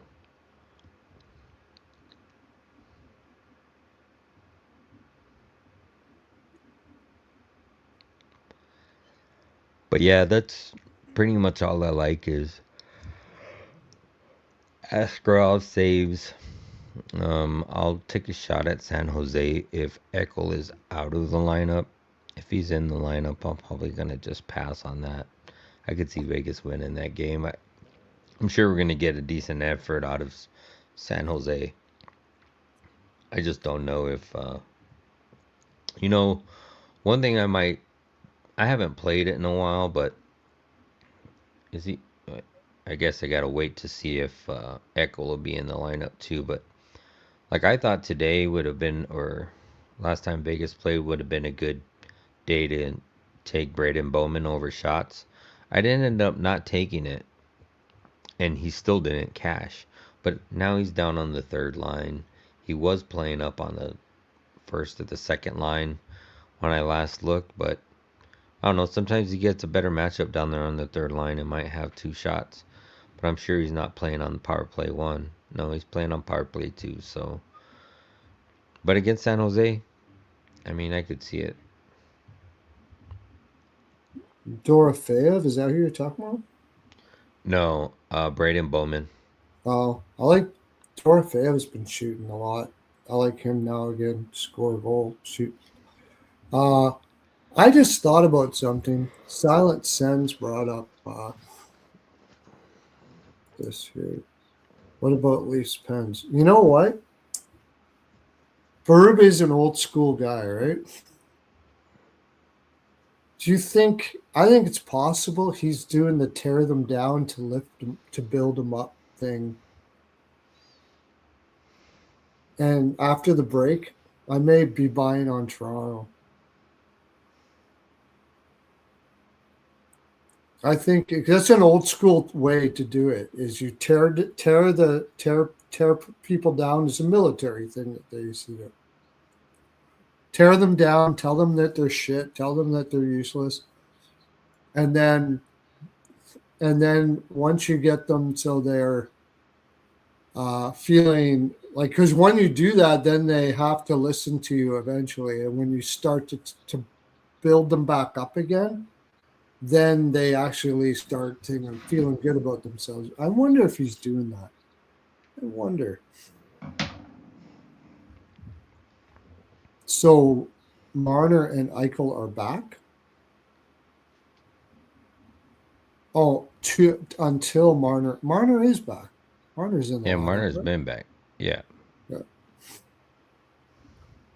But I'm going to take the only thing is New Jersey lost the last game, right? Or they lost the last game to New Jersey, their last game. Vegas did. And they played balls out in that game.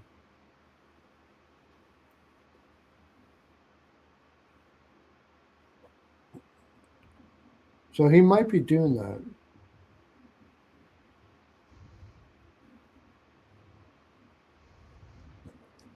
Yeah, I know. I heard that. Maybe he did. But Nylander Nylander could use a peg down, no problems whatsoever. And maybe this is the only way to get Nylander not to float around the ice like an asshole all game, and then act like he's some big shit because he scores tons of points while everybody works their balls off to get him the puck. I mean, you can have Captain guys Cardio. like what's that? Captain Cardio. Captain Cardio, yeah, exactly. You can have guys like that, but at the very least, they should celebrate the people that are doing all the work for him. But he doesn't. He acts like he's fucking king shit while everybody works their balls off to get him the puck in the neutral zone. And I know he's got amazing offensive talent, but you're not winning as a team with shit bags like that on your team. Florida got rid of Huberdeau. Look what happened. Everybody couldn't believe they got rid of Huberdeau. Floaterdo. I fucking floated all over the place. Barkov wanted to smack him over the head. Couldn't stand him. Okay, good thing they got rid of him. As soon as they got rid of him, brought in guys like Reinhardt and Kachuk, guys that actually play hockey. The real way to play hockey to win, they win. That's the problem in Toronto. And Berube knows it, and he knows what he has to do, and he's going to force him to be that, and he's going to beat them down until they fucking do it.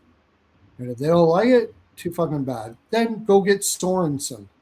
Sorensen will just, okay, float around everybody, score some goals, and then lose in the first or second round every year for the next 10 years, and everybody will be happy. There you go. Okay, that's all I got to say about that.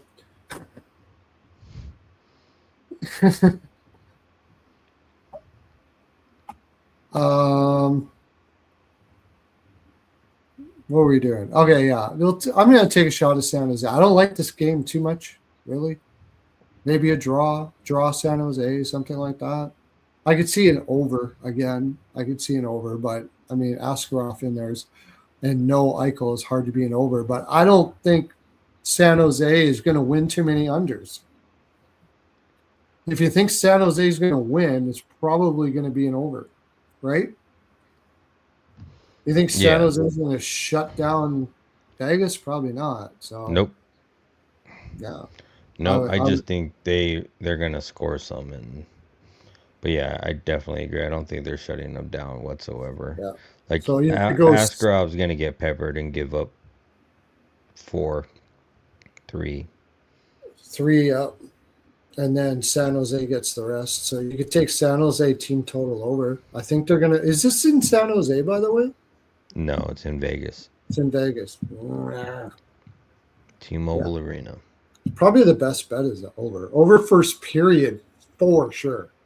It's a 6.5 though, right? So it's like minus 145 or something like that. Over first period. Go over 2. No, over 2 first no, period. it's 5.5. What? Minus Holy 135. fuck. What are we haggling over here? Just take the over. Fuck me. Over the shit out of this game. Oh my god, yeah, that's the best bet material there. I don't care if Askarov's in. One of these teams are going to push it over. That's just over 5.5. Askarov and Hart. Over first period, over 5.5. Boom. There you go. I don't know who's going to win the game. I lean San Jose. I would only take San Jose at the price it's at. I would only take San Jose at the price it's at. So yeah, that's it. Avi, we like those two sides as well. He said he really likes Capitals and the Wild parlay on the money line.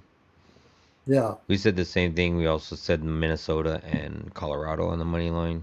Send the Pearlo copter to the over.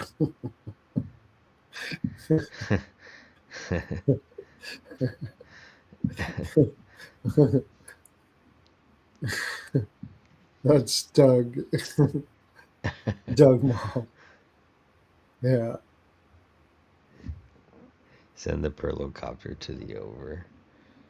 That's hilarious. Yeah. Okay, let's go to the next one. We talked about that more than we had to. I didn't realize there was a 5.5. I didn't listen to you, I guess. I didn't hear you. Yeah, that's an overall day. Overall day. I'll be like blown away if that's an under. Final game.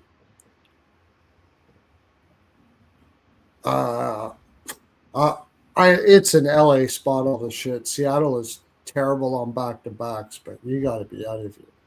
Fuck you, bud. Minus 250 for the LA Kings. At home too. No way. Like where they've been shit at home. Minus 250 at home. They're both on back-to-backs too. I mean, how bad do you have to be that I'm actually thinking about taking the Seattle Kraken with a back-to-back record of like 1-12 or 15 or some fucking thing? Like it's gonna be Phoenix Copley. Oh yeah, just take and Seattle. Decord. Take Seattle. Fuck it. They got to play Copley, right? You can't play Forsberg back-to-back over and over again. They already played him back-to-back once, which shows you how confident they are about Copley. Take the over in the game, too. Yeah. I guess. Like, it's not – yeah, you got to take Seattle. He's right.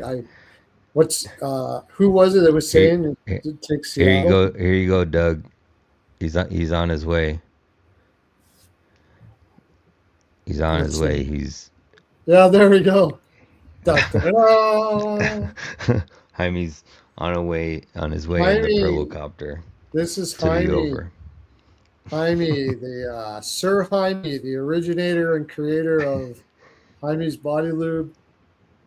This is the old. This is the first Perlocopter we had back in like right around like early, one of the earliest Perlocopters that you never find. Uh, he was well advanced, very wealthy man. Of course, Hymes Body Lube, right? It's like he owns that, so Yeah. he's got fat stacks. But yeah, they used to like to dress up as a wizard. He used to do that all the time. Sometimes he would dress up many ways, but his most favorite way was dressing up as a wizard and going out and just so happens on Pearls of Wisdom. Just happens to be. That's probably why he liked me to, you know, be a spokesperson for his company. I Part think he part of it. used to work with crystal balls that were filled with vats of Yeah, Hymes, and yeah. that's And where. pearls. He's got the pearls on. Those were the original pearls. The first Pearls of Wisdom necklace I gave him back in the day. Uh, it's kind of brings a tear to my eye.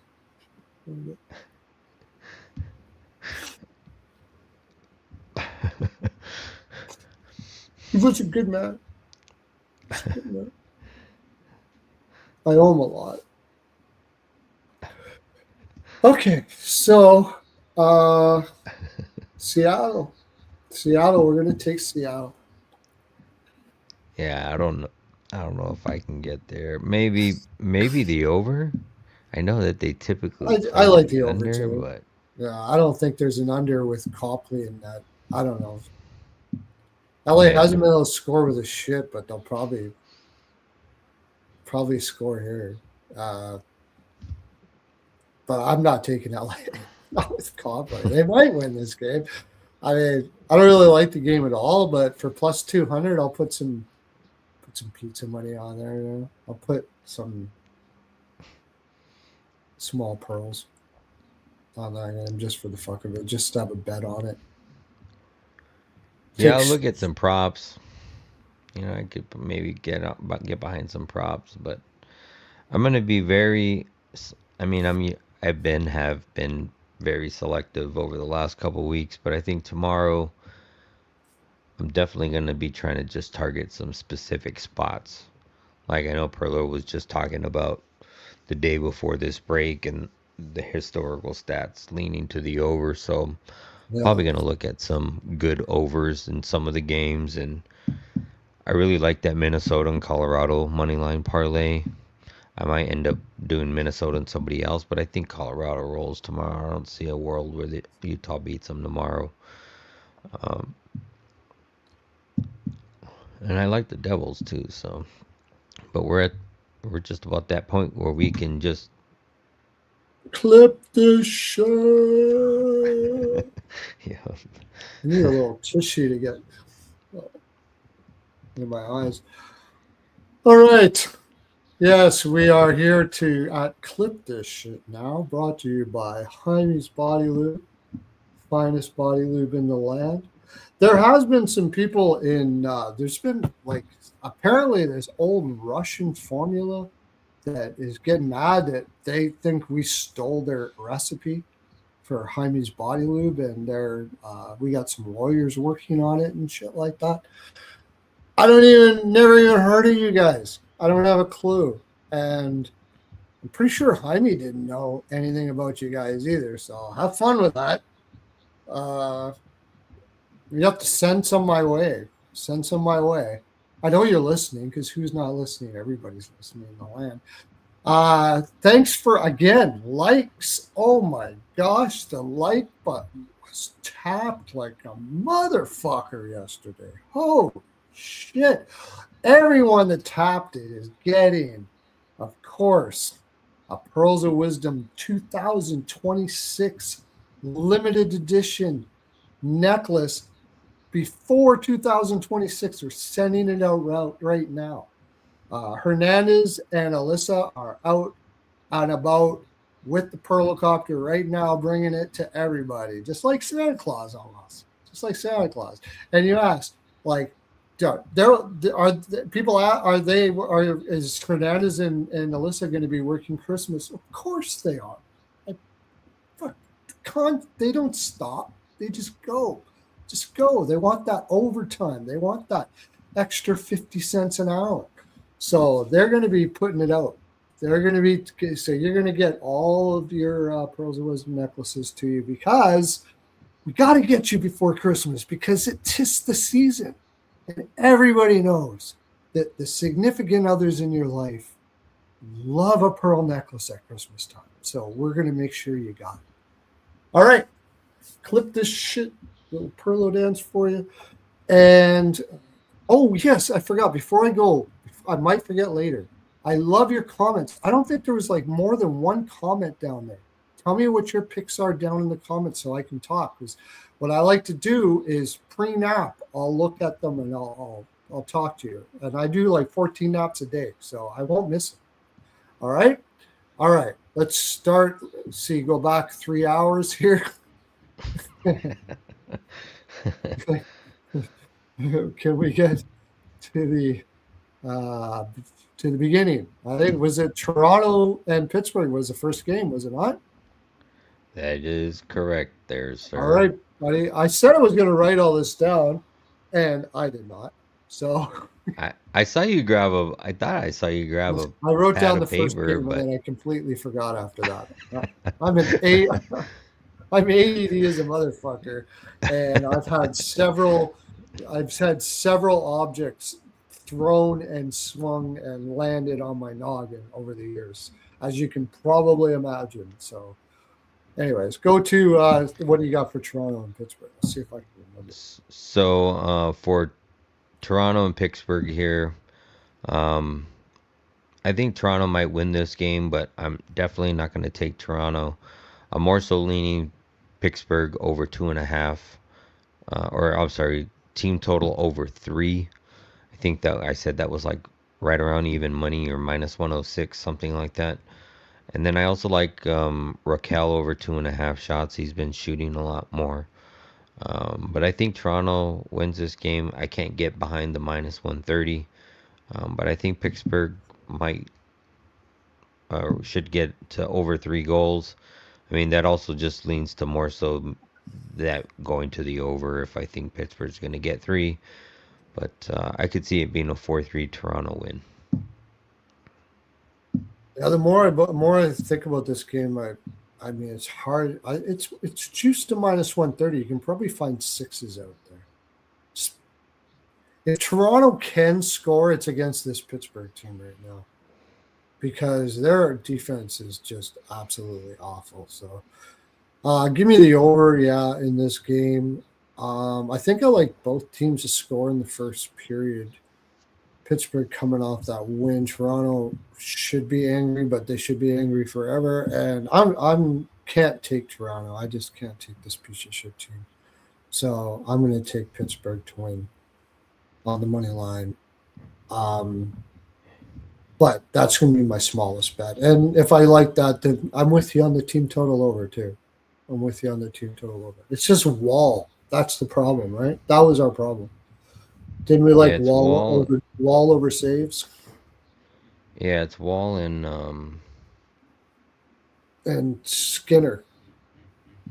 yeah, and Skinner. That's why That's just the I don't big like question. Skinner either. So that's why I just want Pittsburgh. Like I know Toronto went on that 0-3 road trip, um, and they did horrible. But I feel like it's let's get one win before we take a break and get back to what we were trying to do. Whether they can Well, do I that feel or like not, that's what they want to be like, but I just don't think they yeah. can. Well, I feel like they've wanted to be like that for weeks. Exactly. They can't That's just what I'm fucking saying. win, you know what I mean? So it's like Yeah. Yeah. I'll just take Pittsburgh's team total over and trust that and fuck Toronto. Yeah. This could be the Berube build them up game too, though. This could be the one. So I could see that too. So I'm just going to go the over, actually. I don't know if I'll take Pittsburgh. Right now, I can't trust Toronto, but maybe Berube comes in here and says, you know what, it's Merry Christmas time. Everybody gets all loose and happy. Says, let's just go out there and win a game. Yeah, I like the over, over in the game. Okay, next. Dallas Detroit's next. Yep. Um Kind of hard to get on a side here. I think both of these teams are playing pretty decent and Detroit's actually turned it around in the last couple weeks. Um But I do think we see goals here. I like it. I like the over. It's set at 5.5. I'm probably going to be able to get behind some props in this game, but I really haven't looked into them. I know the Brinket's been pretty solid at home for getting 3 shots. His line's at currently at 3.5. So you could probably parlay that with something. Robertson's been scoring like crazy. I'm pretty sure it's going to be Gibson and Ottinger in here. So Gibson's been playing pretty solid too. Mhm. But Detroit's been also shooting a lot. So I could probably make a case for either goalie prop saves depending on where that number is. But like I said, gonna probably just look at this and look at some props probably tomorrow. But for right now, I'm just leaning the over. It's a tempting spot at minus 125 for that Dallas team. I mean, they are the better team. It's just Yeah, not a good spot for Dallas. It's such a letdown spot. And Detroit stuff, I mean, they play really well. that's why Just it's beat hard because Washington it's back to back twice. I'm going to take the draw on dog here. I'm going to take a little on the draw, a little bit on the dog, and I do think it gets over 5.5. So 3-3, something like that. I could see Detroit getting up early and Dallas doing their, oh shit, we got to do something here. I could see the exact opposite. I could see Dallas getting it up early, and then Dallas kind of, they're the type of team they're kind of flaky. And with Christmas coming up and all that stuff like that, they had to go on the road to go to Detroit for this, and they're already got their minds back home. So I could see Detroit coming back in the third and tying this. So I kind of like the draw quite a bit, and I'm going to lean Detroit, and I like the over too. So okay, go to the next game. I'll go to the next game. I'm not telling you to do everything. Write everything down and tell me what the next game is. Florida, Carolina. Florida team total over 2.5 goals. If I'm pretty sure this is going to be Anderson in net. I think all 3 sites were showing Anderson. I also like the over 5.5 goals here at minus 130. I think we get there. And I like Bob saves. I think Carolina is going to put a bunch of rubber on them tomorrow. Carolina might win this game, but I think Florida gives a good fight and at least gets 3 goals. That just makes another case for the over 5.5. It's only set at 5.5, minus 130. I don't think Bob's gonna shut down Carolina of any short, and Anderson's been horrible, so I expect Florida to get some goals. This won't be a 5.5 by morning. I mean, the team total over for the road team is 3 and is what minus 175 for the 2.5. So you got to go up to the 3, but it's a 5.5. It's weird. So I like the over 2, but I like Florida to win this game. No Slavin, no Jarvis, and I know Carolina's good at home. Florida coming off loss to St. Louis that was a terrible spot for them. They're not probably too happy about it, but not too worried about it. But still, this is Carolina. They love beating Carolina. They love beating Carolina. Unbelievable. They just it's like they get their rocks off on it because Carolina's all this very serious, gonna beat you guys. And Florida's like, fuck you. Florida's got Marshawn and stuff like that. They're all joking around. You got Brindamore, Mr. Serious behind the bench there, and Marshawn and them. They just love beating this Carolina team to shit. So I'm going to take Florida here to beat down a team without Slavin and just just something that I think they're going to do. And I like the over 5.5 too. So.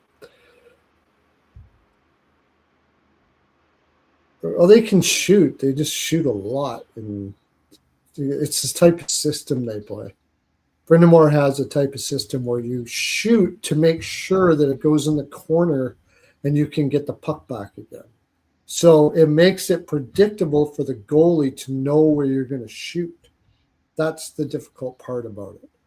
They play a puck possession game, but a shoot game at the same time, and It's makes it that's kind of their downfall a lot of the time, for sure. Their analytics look fantastic, and they are a good team. Don't get me wrong. Montreal, Boston, my friend. Montreal, Boston. Over 5.5 goals. That's another game I like. Over 5.5. Swayman has been fucking ass cheeks, and Oh, I mean I know we're gonna get um, Fowler in here, but I think he gives up a couple to Boston. I also like. I'm kind of leaning Boston here. I think you're on the other side of this one. yeah. With Fowler in net, but I like the over, and I think Zaka gets his over 1.5 shots. Yeah, I have props in all of these games, but I can't remember what they are. You have to go back and watch, see what they are. Or I might post them tomorrow. So, yeah, I like Montreal because I really like Fowler. And Swayman isn't very good right now. So I'm like Montreal team total over 3 or 2.5. Can you get it to? You probably can't get it. And this is another one where it's juiced heavily. It's juiced to the 5.5 though, right? So Yeah, it's minus 165 for the 2.5. So I'm going to split it between the three. I'll probably do team total over 2.5, 3, and 3.5. I do that. So, and I put more on the 2.5, a little less on the 3, and a little less on the 3.5. But if I only get the 3, I'm still green on the 2.5. That's way I bet. So none of you will probably do that, but that's what I'm going to do on that. And I like the over 5.5, and I like Fowler over saves. Boston shoots a lot. I like Fowler over saves. He's been good to me. He's been good to me so far. I think I've won every single over saves that I've bet him so far that he's been back. So love Marchand too. Marchand, yeah, I love Marchand. He's one of my favorite players ever. All right, next.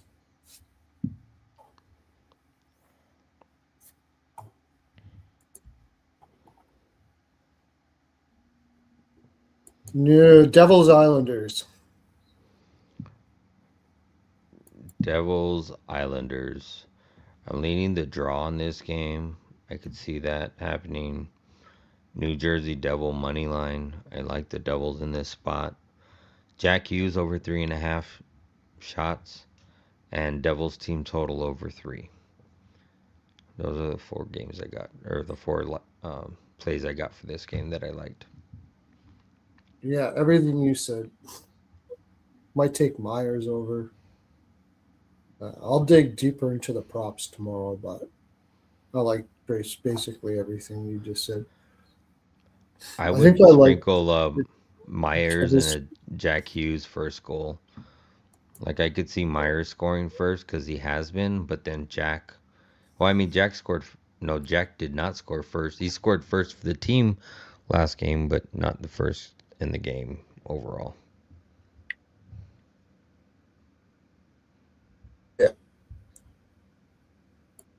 This is one we struggled with the most. I think Capitals Rangers.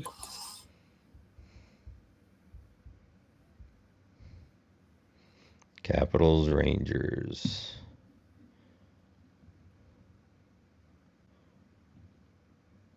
Did I write anything down for that game? Oh, I did. Washington money line and under 6.5 goals or no Right, goal in the first 5 and under 6.5.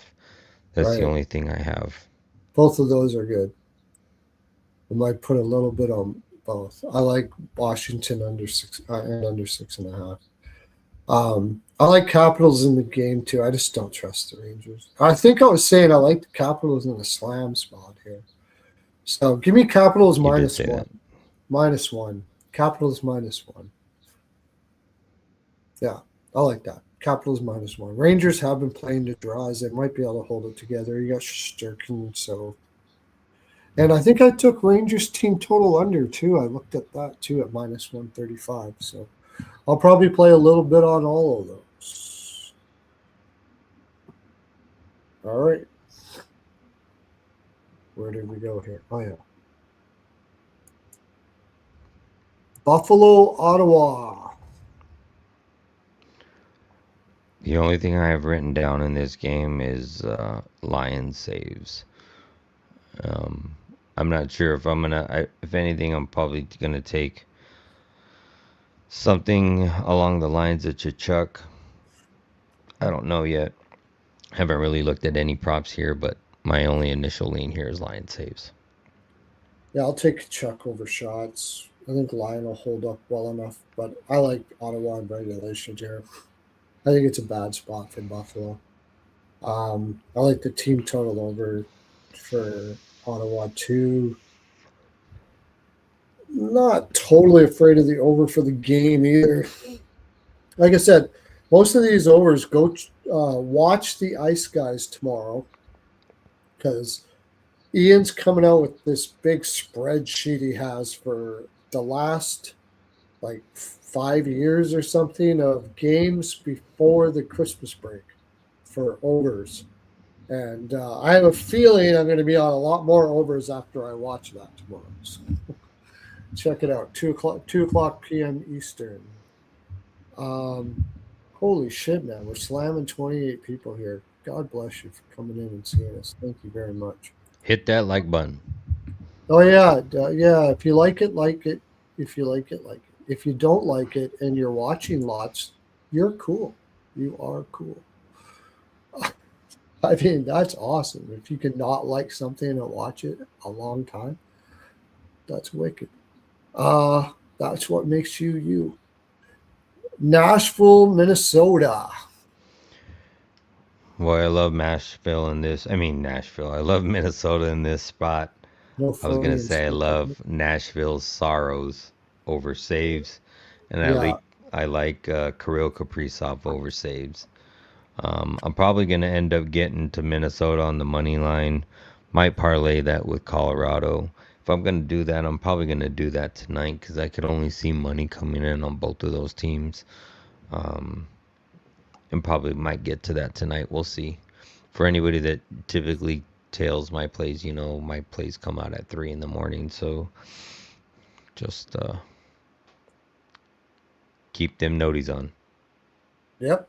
I like Wild Team Total over. I already bet that right away when it first came out.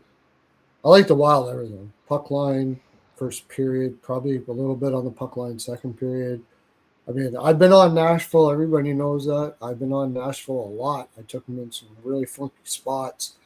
I love the heart of that team in a sense. I don't think they're really good, but I like the heart of the Nashville Predators. I'm really starting to become a big fan of them in the way that they have this heart for each other.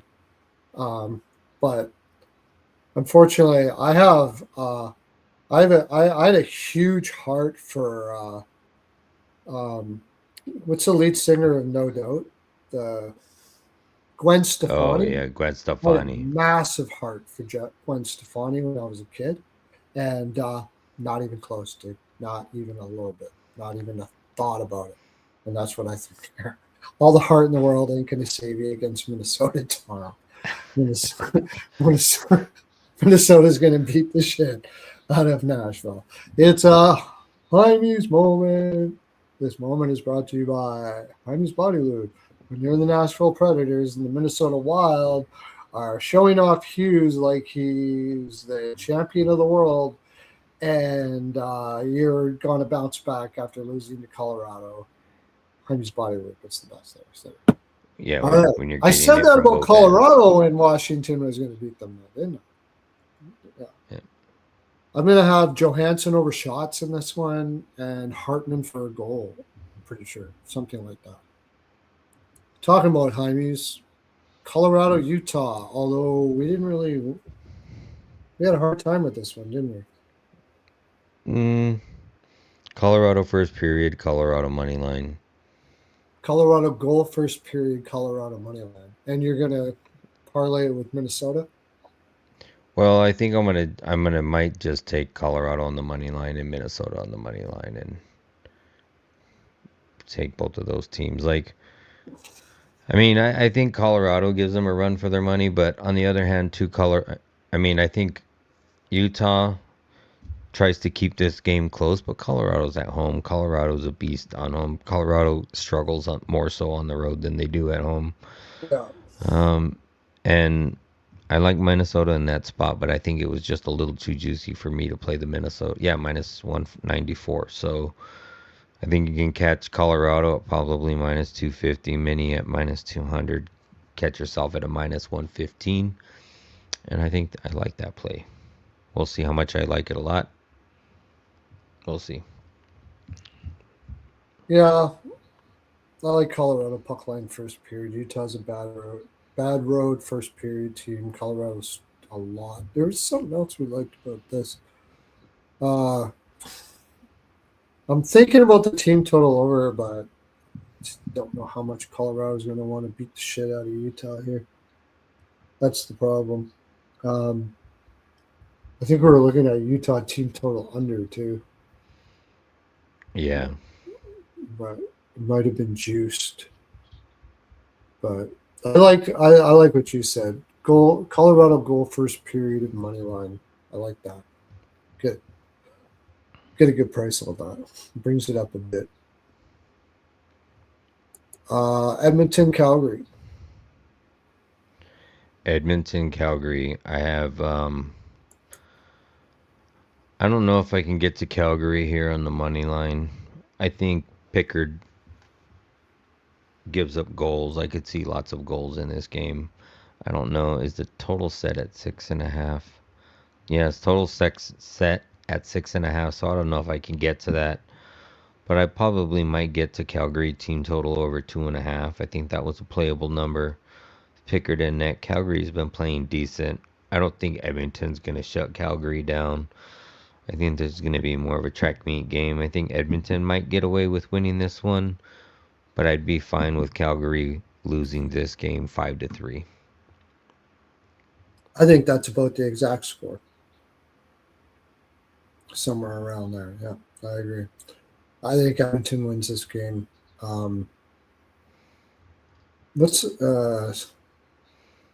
Yeah, but team total over. I had to think about it, but I like team total over for both teams, so I like the over. I just like the over in this game. I know they played to some unders, but I don't see Edmonton at this moment playing unders. I just don't. That's not what they're all about right now. Take McDavid over 1.5 points. He's been hitting it all the time. He's just flying right now.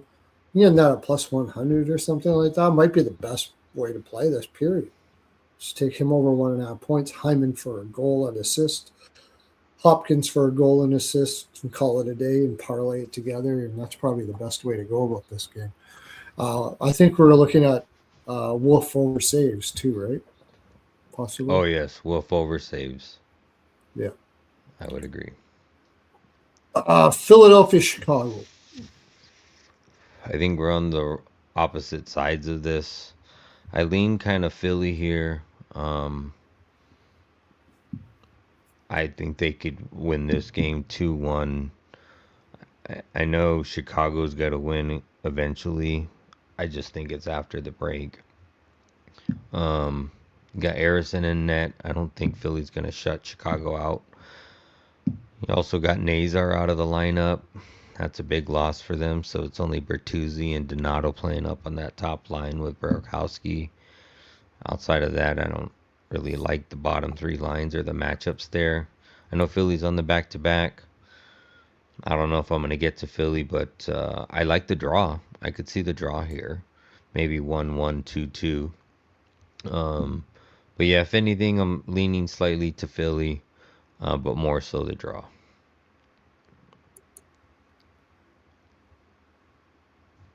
Yeah, I like Bertuzzi. Did you mention Bertuzzi over shots? Oh, I did not. I do like that, though. Yeah, I like Donato over shots.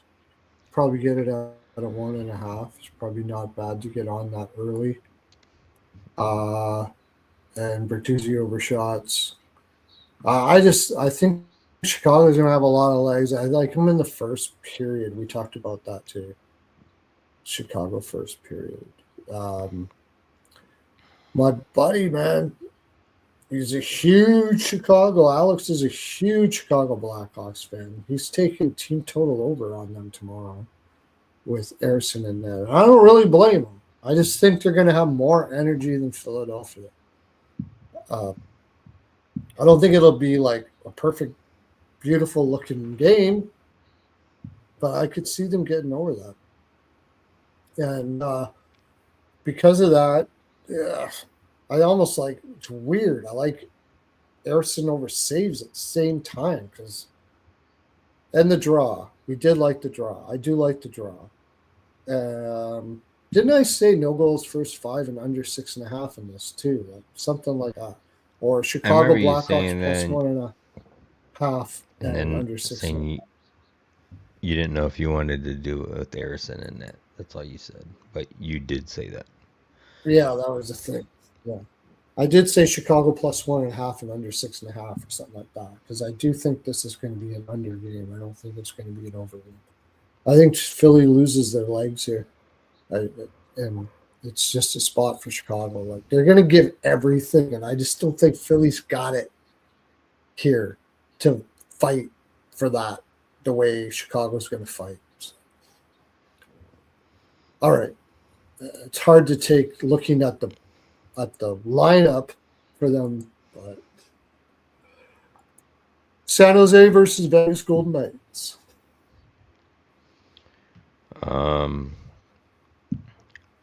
I'll be on San Jose if Echols and Theodore are out of the lineup.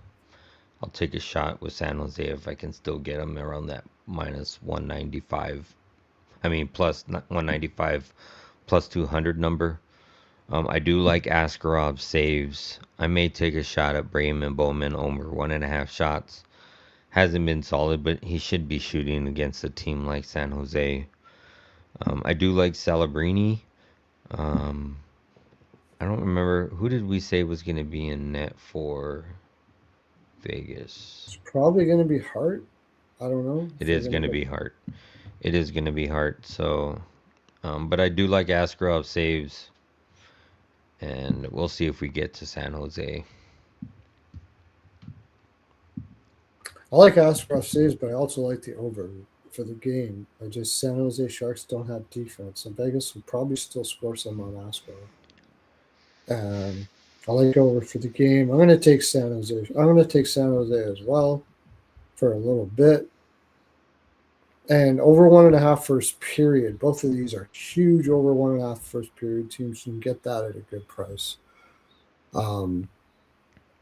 Yeah, I don't know who's going to score both the goals or each goal or whatever. I could see San Jose scoring 2. Vegas is coming off a weird road trip.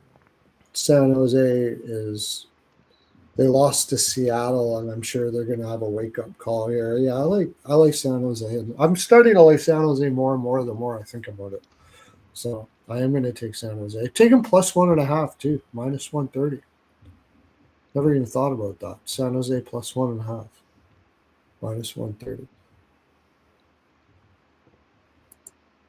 All right, and last game, right? Yep. Think so. Oh yeah, funny one. Funniest game in the land right here. Seattle, LA. Man, I don't know what to do in this game. Seattle's record on back-to-backs is absolutely horrible. You're going to have Phoenix Copley in net for the Kings. It's going to be Decord for Seattle because they're on back-to-back and they played Groovy today. Right now, it's a complete pass for me. Like, I don't see anything. I might look at some props. But yeah, I really can't see anything in this game. I know Everly scored today. Maybe. Did your buddy Stephenson do anything today? Or I don't think so. I don't think so either, but reach around, Queen, King. yeah. Queen. King, Queen. I'd have to look it up here. I'll get this and then I'm just gonna take a shot at the Kraken. Uh, simple as that. I know, horrible back-to-back record and all. LA with Copley in that. I think we like the over too. Over 5.5. Yeah, I could see that. Going to be Decord in. I know Kraken have a terrible back-to-back record. I don't really like a game at all. I'm not just not taking LA at minus 250. Yeah, me neither. That Yeah, I and they're at fucking home where they play the worst. Like, I'm more so ready to go up against that fucking god awful record of 1 and whatever versus yeah, going with Kings -2 something at home. against anybody. Absolutely.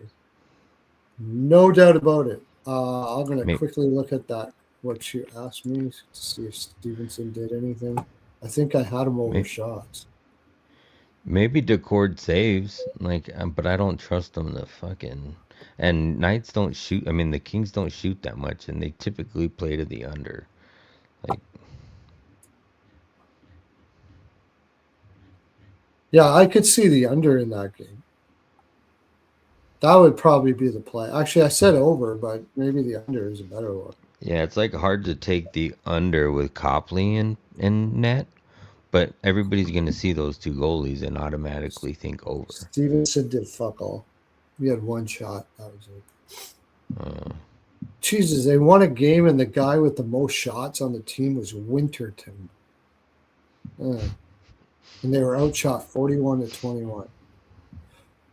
All right. That's my full 42, my friends. That's all I have to give to you. I give it 100% to you. And I got to get my nap on, man. It's getting that time of day. So, puck in deep. Puck in deep. We have 64 views over there. R&J Media Sports. That is nowhere near. You guys are missing out some of the finest. Lyle Richardson, man. He's going to be on a regular now, I heard today. He is freaking awesome. And we seem to get along with each other really well. We seem to have some good chemistry together. So R&J Media Sports, go look it up. Go look at our last one. It's still relevant. What we talked about the trade for the Oilers, and we talked about the Hughes trade for Minnesota and a bunch of other stuff. So go check it out over there. You're all going to get your Pearls of Wisdom necklaces. You're all going to comment in the comment section so I can talk to you later and share it out. All of those things that you've been doing and the way you've been doing your finger Pilates there to get your tapping that like button. Don't forget those ones too. I find those ones are really good, especially when you're really going to smash the like button good. Do one of those. And that one too. Got to stretch it right out. And then just tap, tap, tap, tap, tap, tap, tap. Don't want you to strain your pointer finger now. Exotic. Tell them all of the things that you're doing in your land, my friend, Mr. Dre at Exotic Picks. you can find me over on X and Instagram at Exotic Wagers. I'm gonna start to try to post more content over there. But yeah, I also got a Discord with the Legacy Sports Discord. So if you want all of my official plays, the plays I put out to all of my followers, just hit the Discord link in my bios in both Instagram and X and join the Discord, and you can get all of the plays when I put them up. Also, too, this is going to be the last day for a few days, right? We won't be back on until Yep. I believe it's Friday night. Yeah, because the games don't start again until Saturday. So we will catch you guys on Friday, and we're also going to start working on getting my being on my channel. So we'll see. We're going to probably start doing that after the break. So we'll let you guys know about that probably on the next show. And yeah. Yeah, we're That's going it. to talk over this break, and we might have a couple surprises coming to you. We've been kind of thinking about, right? Don't know exactly how that's going to look, but we're looking at something, and we're going to switch off. So make sure you are going to exotic picks to get his YouTube channel, or you're going to miss all the Frolic, or at least half of it, because we're going to be switching off and stuff like that. We're going to do it on his channel and my channel and all of that. All right. See you later, everybody. Thanks for coming in and sticking around with us for 4.25 hours. 4.25 hours. See you in 4 days. Okay, bye.